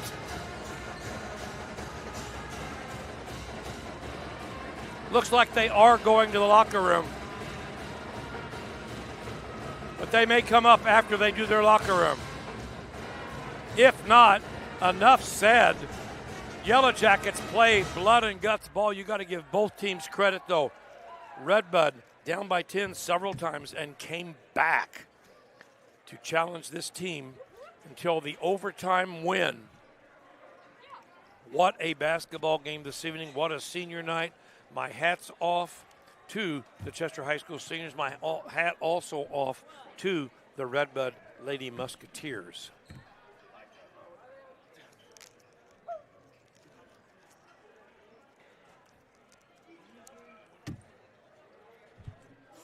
And we are going to try to close up shop here. Want to remind everybody, if you're coming to the game tomorrow night, the boys' game, when Redbud comes to town, bring some food, bring some canned food, something that kids can open up and heat up at home and eat, something that kids can grab at school for a quick treat if you want to, for somebody who doesn't have a good breakfast or a good lunch. We're having a Chester High School food drive for the Chester High School food pantry called Just for Jackets, and they are asking people that are coming to the game tomorrow night to bring some food stuffs to help a very, very low stocked shelves in the Chester High School Just for Jackets food pantry. It's a good program. It's run by the students. The students keep the inventories. The students keep the thing running. We have a couple of high school. Adrienne Kern is the sponsor of the food pantry program, but the food program is run by the students. And it's a good program. It helps kids that don't have proper feeding at home the opportunity to have some food. They can take it home on the weekends or evenings if they need it, if they don't have any food at their house, or if they're here during school and they haven't had a chance to get breakfast or they haven't had a good meal throughout the day or whatever, they can get to-go snacks. They call them pick-me-ups to take home or to take back to class with them. The teachers allow them to have a little snack so that they don't go through the whole morning or whole afternoon without any food in their bodies. So that's tomorrow night. If you're coming to the game, bring a can of food, or a box of food. I do not see, Coach. I do not see the Lady Jackets coming up. We can wait a little bit. We can wait just a few minutes. If they want to come, that's fine. If not, yeah, Coach says seems to be indicating that they are coming. Yes. So we will try that. Are we? I got our technician here. Are we going to have a camera on them? Yeah. Let me test the sound too. Okay. Says the seniors are going to come up. We're going to talk to them for just a minute or two. Test, 1, 2, testing. There we go. We got you on the microphone. Oh, yeah. We will talk to each senior. Let them give a chance to give us their take on this senior night game and the season in general.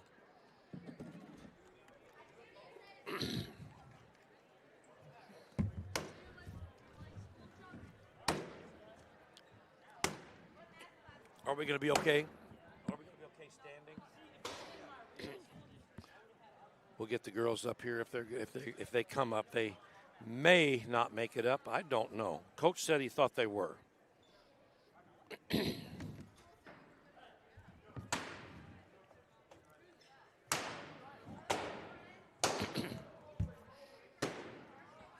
Everyone's popping the balloons here in the stadium.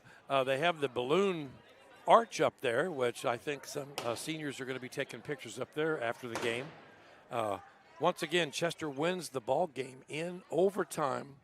And here come a couple of the seniors right now. Are you the only two coming? No, we're all coming. Oh, they're all coming. Okay. You want to wait till they all get here, or do you want to go ahead and start? It doesn't matter. Let's go ahead and start. You guys probably want to get home. We've got our first two seniors, Lillian Diskey and Jessica Stump, with us here tonight. Ladies, you gave us all heart attacks. We watched this game into overtime. It looked like it was going to be either way. What do you think? Let's talk to Lillian first. It was a little nerve-wracking at Right first. into it. It was a little nerve-wracking at first, but once we got out of our heads, then we knew that we had it. You worked really, really hard. Every one of you, even the underclass member out there, Marley Caby, saved us a couple times. You guys were fantastic, all of you, blood and guts. Jess, how about you? You're a senior. Your senior night. What did you think about the game? It was definitely nervous going into it, but we knew we could beat them. We beat them before. We just had to put our heart into the game, but it was a good win. It was tough. We got in our heads a little bit, but we got out of it. Okay, who wants to be there? Lexi Mott. She was battled. You were banged around from the opening tip. I saw you getting banged all the time. What did you think about this very physical game? Yeah, you it was. take. Oh, sorry. Yeah, it was rough. Oh. Yeah, it was rough, but I just tried to battle through it and stuff because they weren't gonna stop. It seemed like every time that you had a chance to get the ball, they were knocking you around, and you fought through it. Right? Yeah. What do you think about the win? It was Overtime, really an good. overtime win. Yeah, it was really good. I tell you what, you couldn't have asked for a better game, I don't think. And you guys played your hearts out. You seniors really gave 110% tonight. Yeah. Anything else you want to say about the season in general? It's been a really good season. You got one. We're in week number 12 of 13 regular season games. You got 2 more games next week, and then regionals. You guys ready to go on that one? Yes. Okay. Who wants to be next? All right. How you doing, kiddo? Good. Aubrey Coleman, one of the smaller girls on the court, but buddy, you are feisty, like a little badger. Sometimes. All the time. Right up there, talk right into it. What did you think of the game tonight? Was it physical as we looked like up here? Yeah, it was very physical, but that always happens when we play Red Bud, so we knew it was coming. Well, we got 10-point leads at least 2 or 3 times, and they kept chipping away and doing what they needed to do. I got to give credit to both teams. You guys did what you had to do down the stretch to make this thing happen. Yeah. And what did it feel like when you got that final clock ticked away and I saw Jesse get the ball on the final rebound? It always What'd you feels think? good to beat Red Bud, so we were all excited. What can I say? Yeah, it was a good night. Was it rough on you though? Were they kicking you around?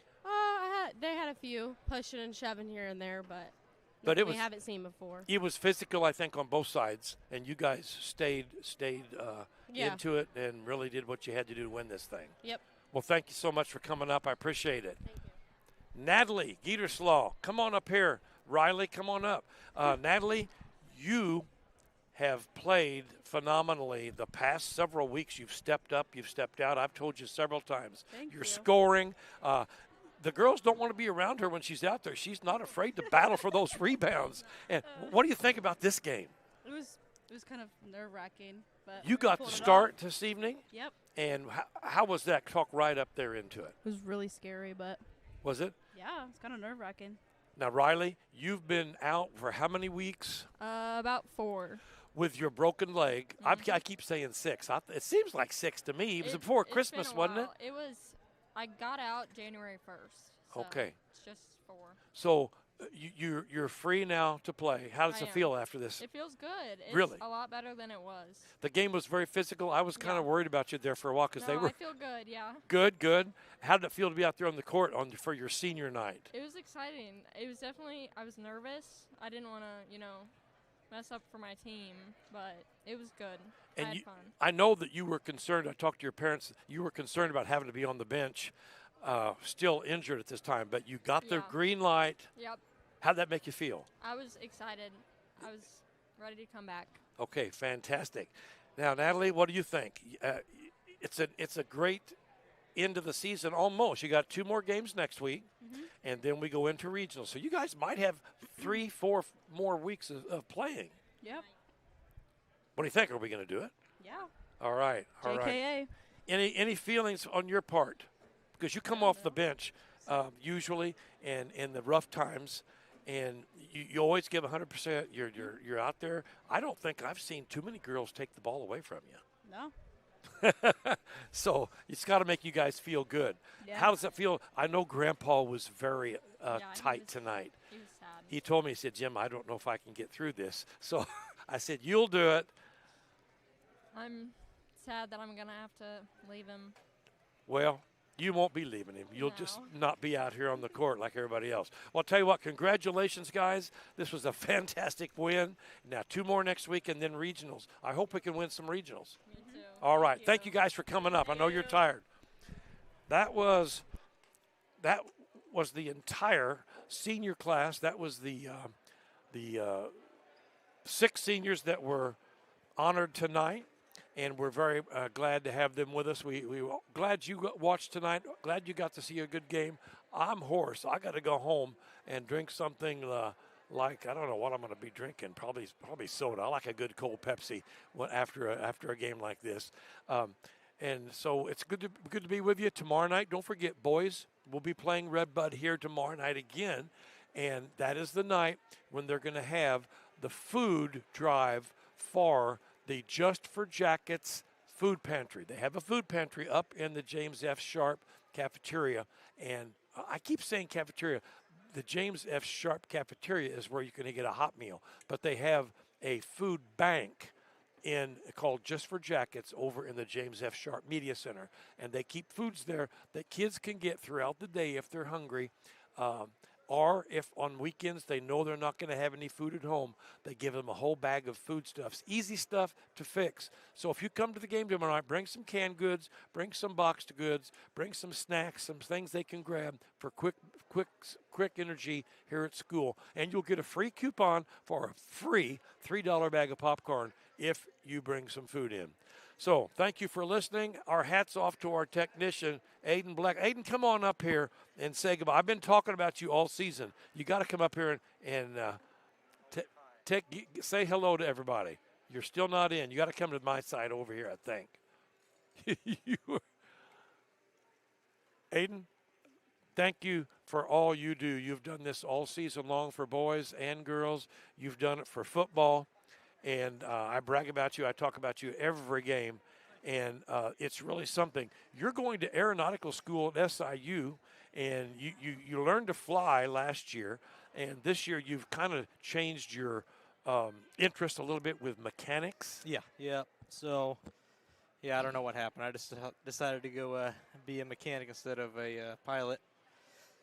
Stuff got really slow, so it was a lot of sitting. I couldn't take it any longer. I got to move. Gotta hands-on be stuff. moving, I huh? can't just sit all day and wait. But will you keep the license that you already have to fly the smaller planes? Yep, that never expires. So So I just got to do a flight review every 24 Cool. calendar months, and I can keep flying. Well, good. This kid is a fantastic guy. He'll do anything for you. He does a lot for this school. He goes to school at SIU, commutes back. He comes here almost every night doing something for somebody, and he's done a lot for football. He's done a lot for basketball. I don't know if we'll have you out there for track or baseball, will we? Maybe. Never know. I don't know what I'll do, but I'm sure I can find some. I enjoy doing it. All right. Well, thanks a lot. Thank you guys for watching. And who was all with us tonight? Huddle? Yeah, all three. Huddle, Facebook, and YouTube. If today. you've watched on any one of the three, thank you very much. I'm Jim Beers saying thank you. God bless you all. Thank you, Aiden. You are very welcome. All right. Thank Good you. night, everybody.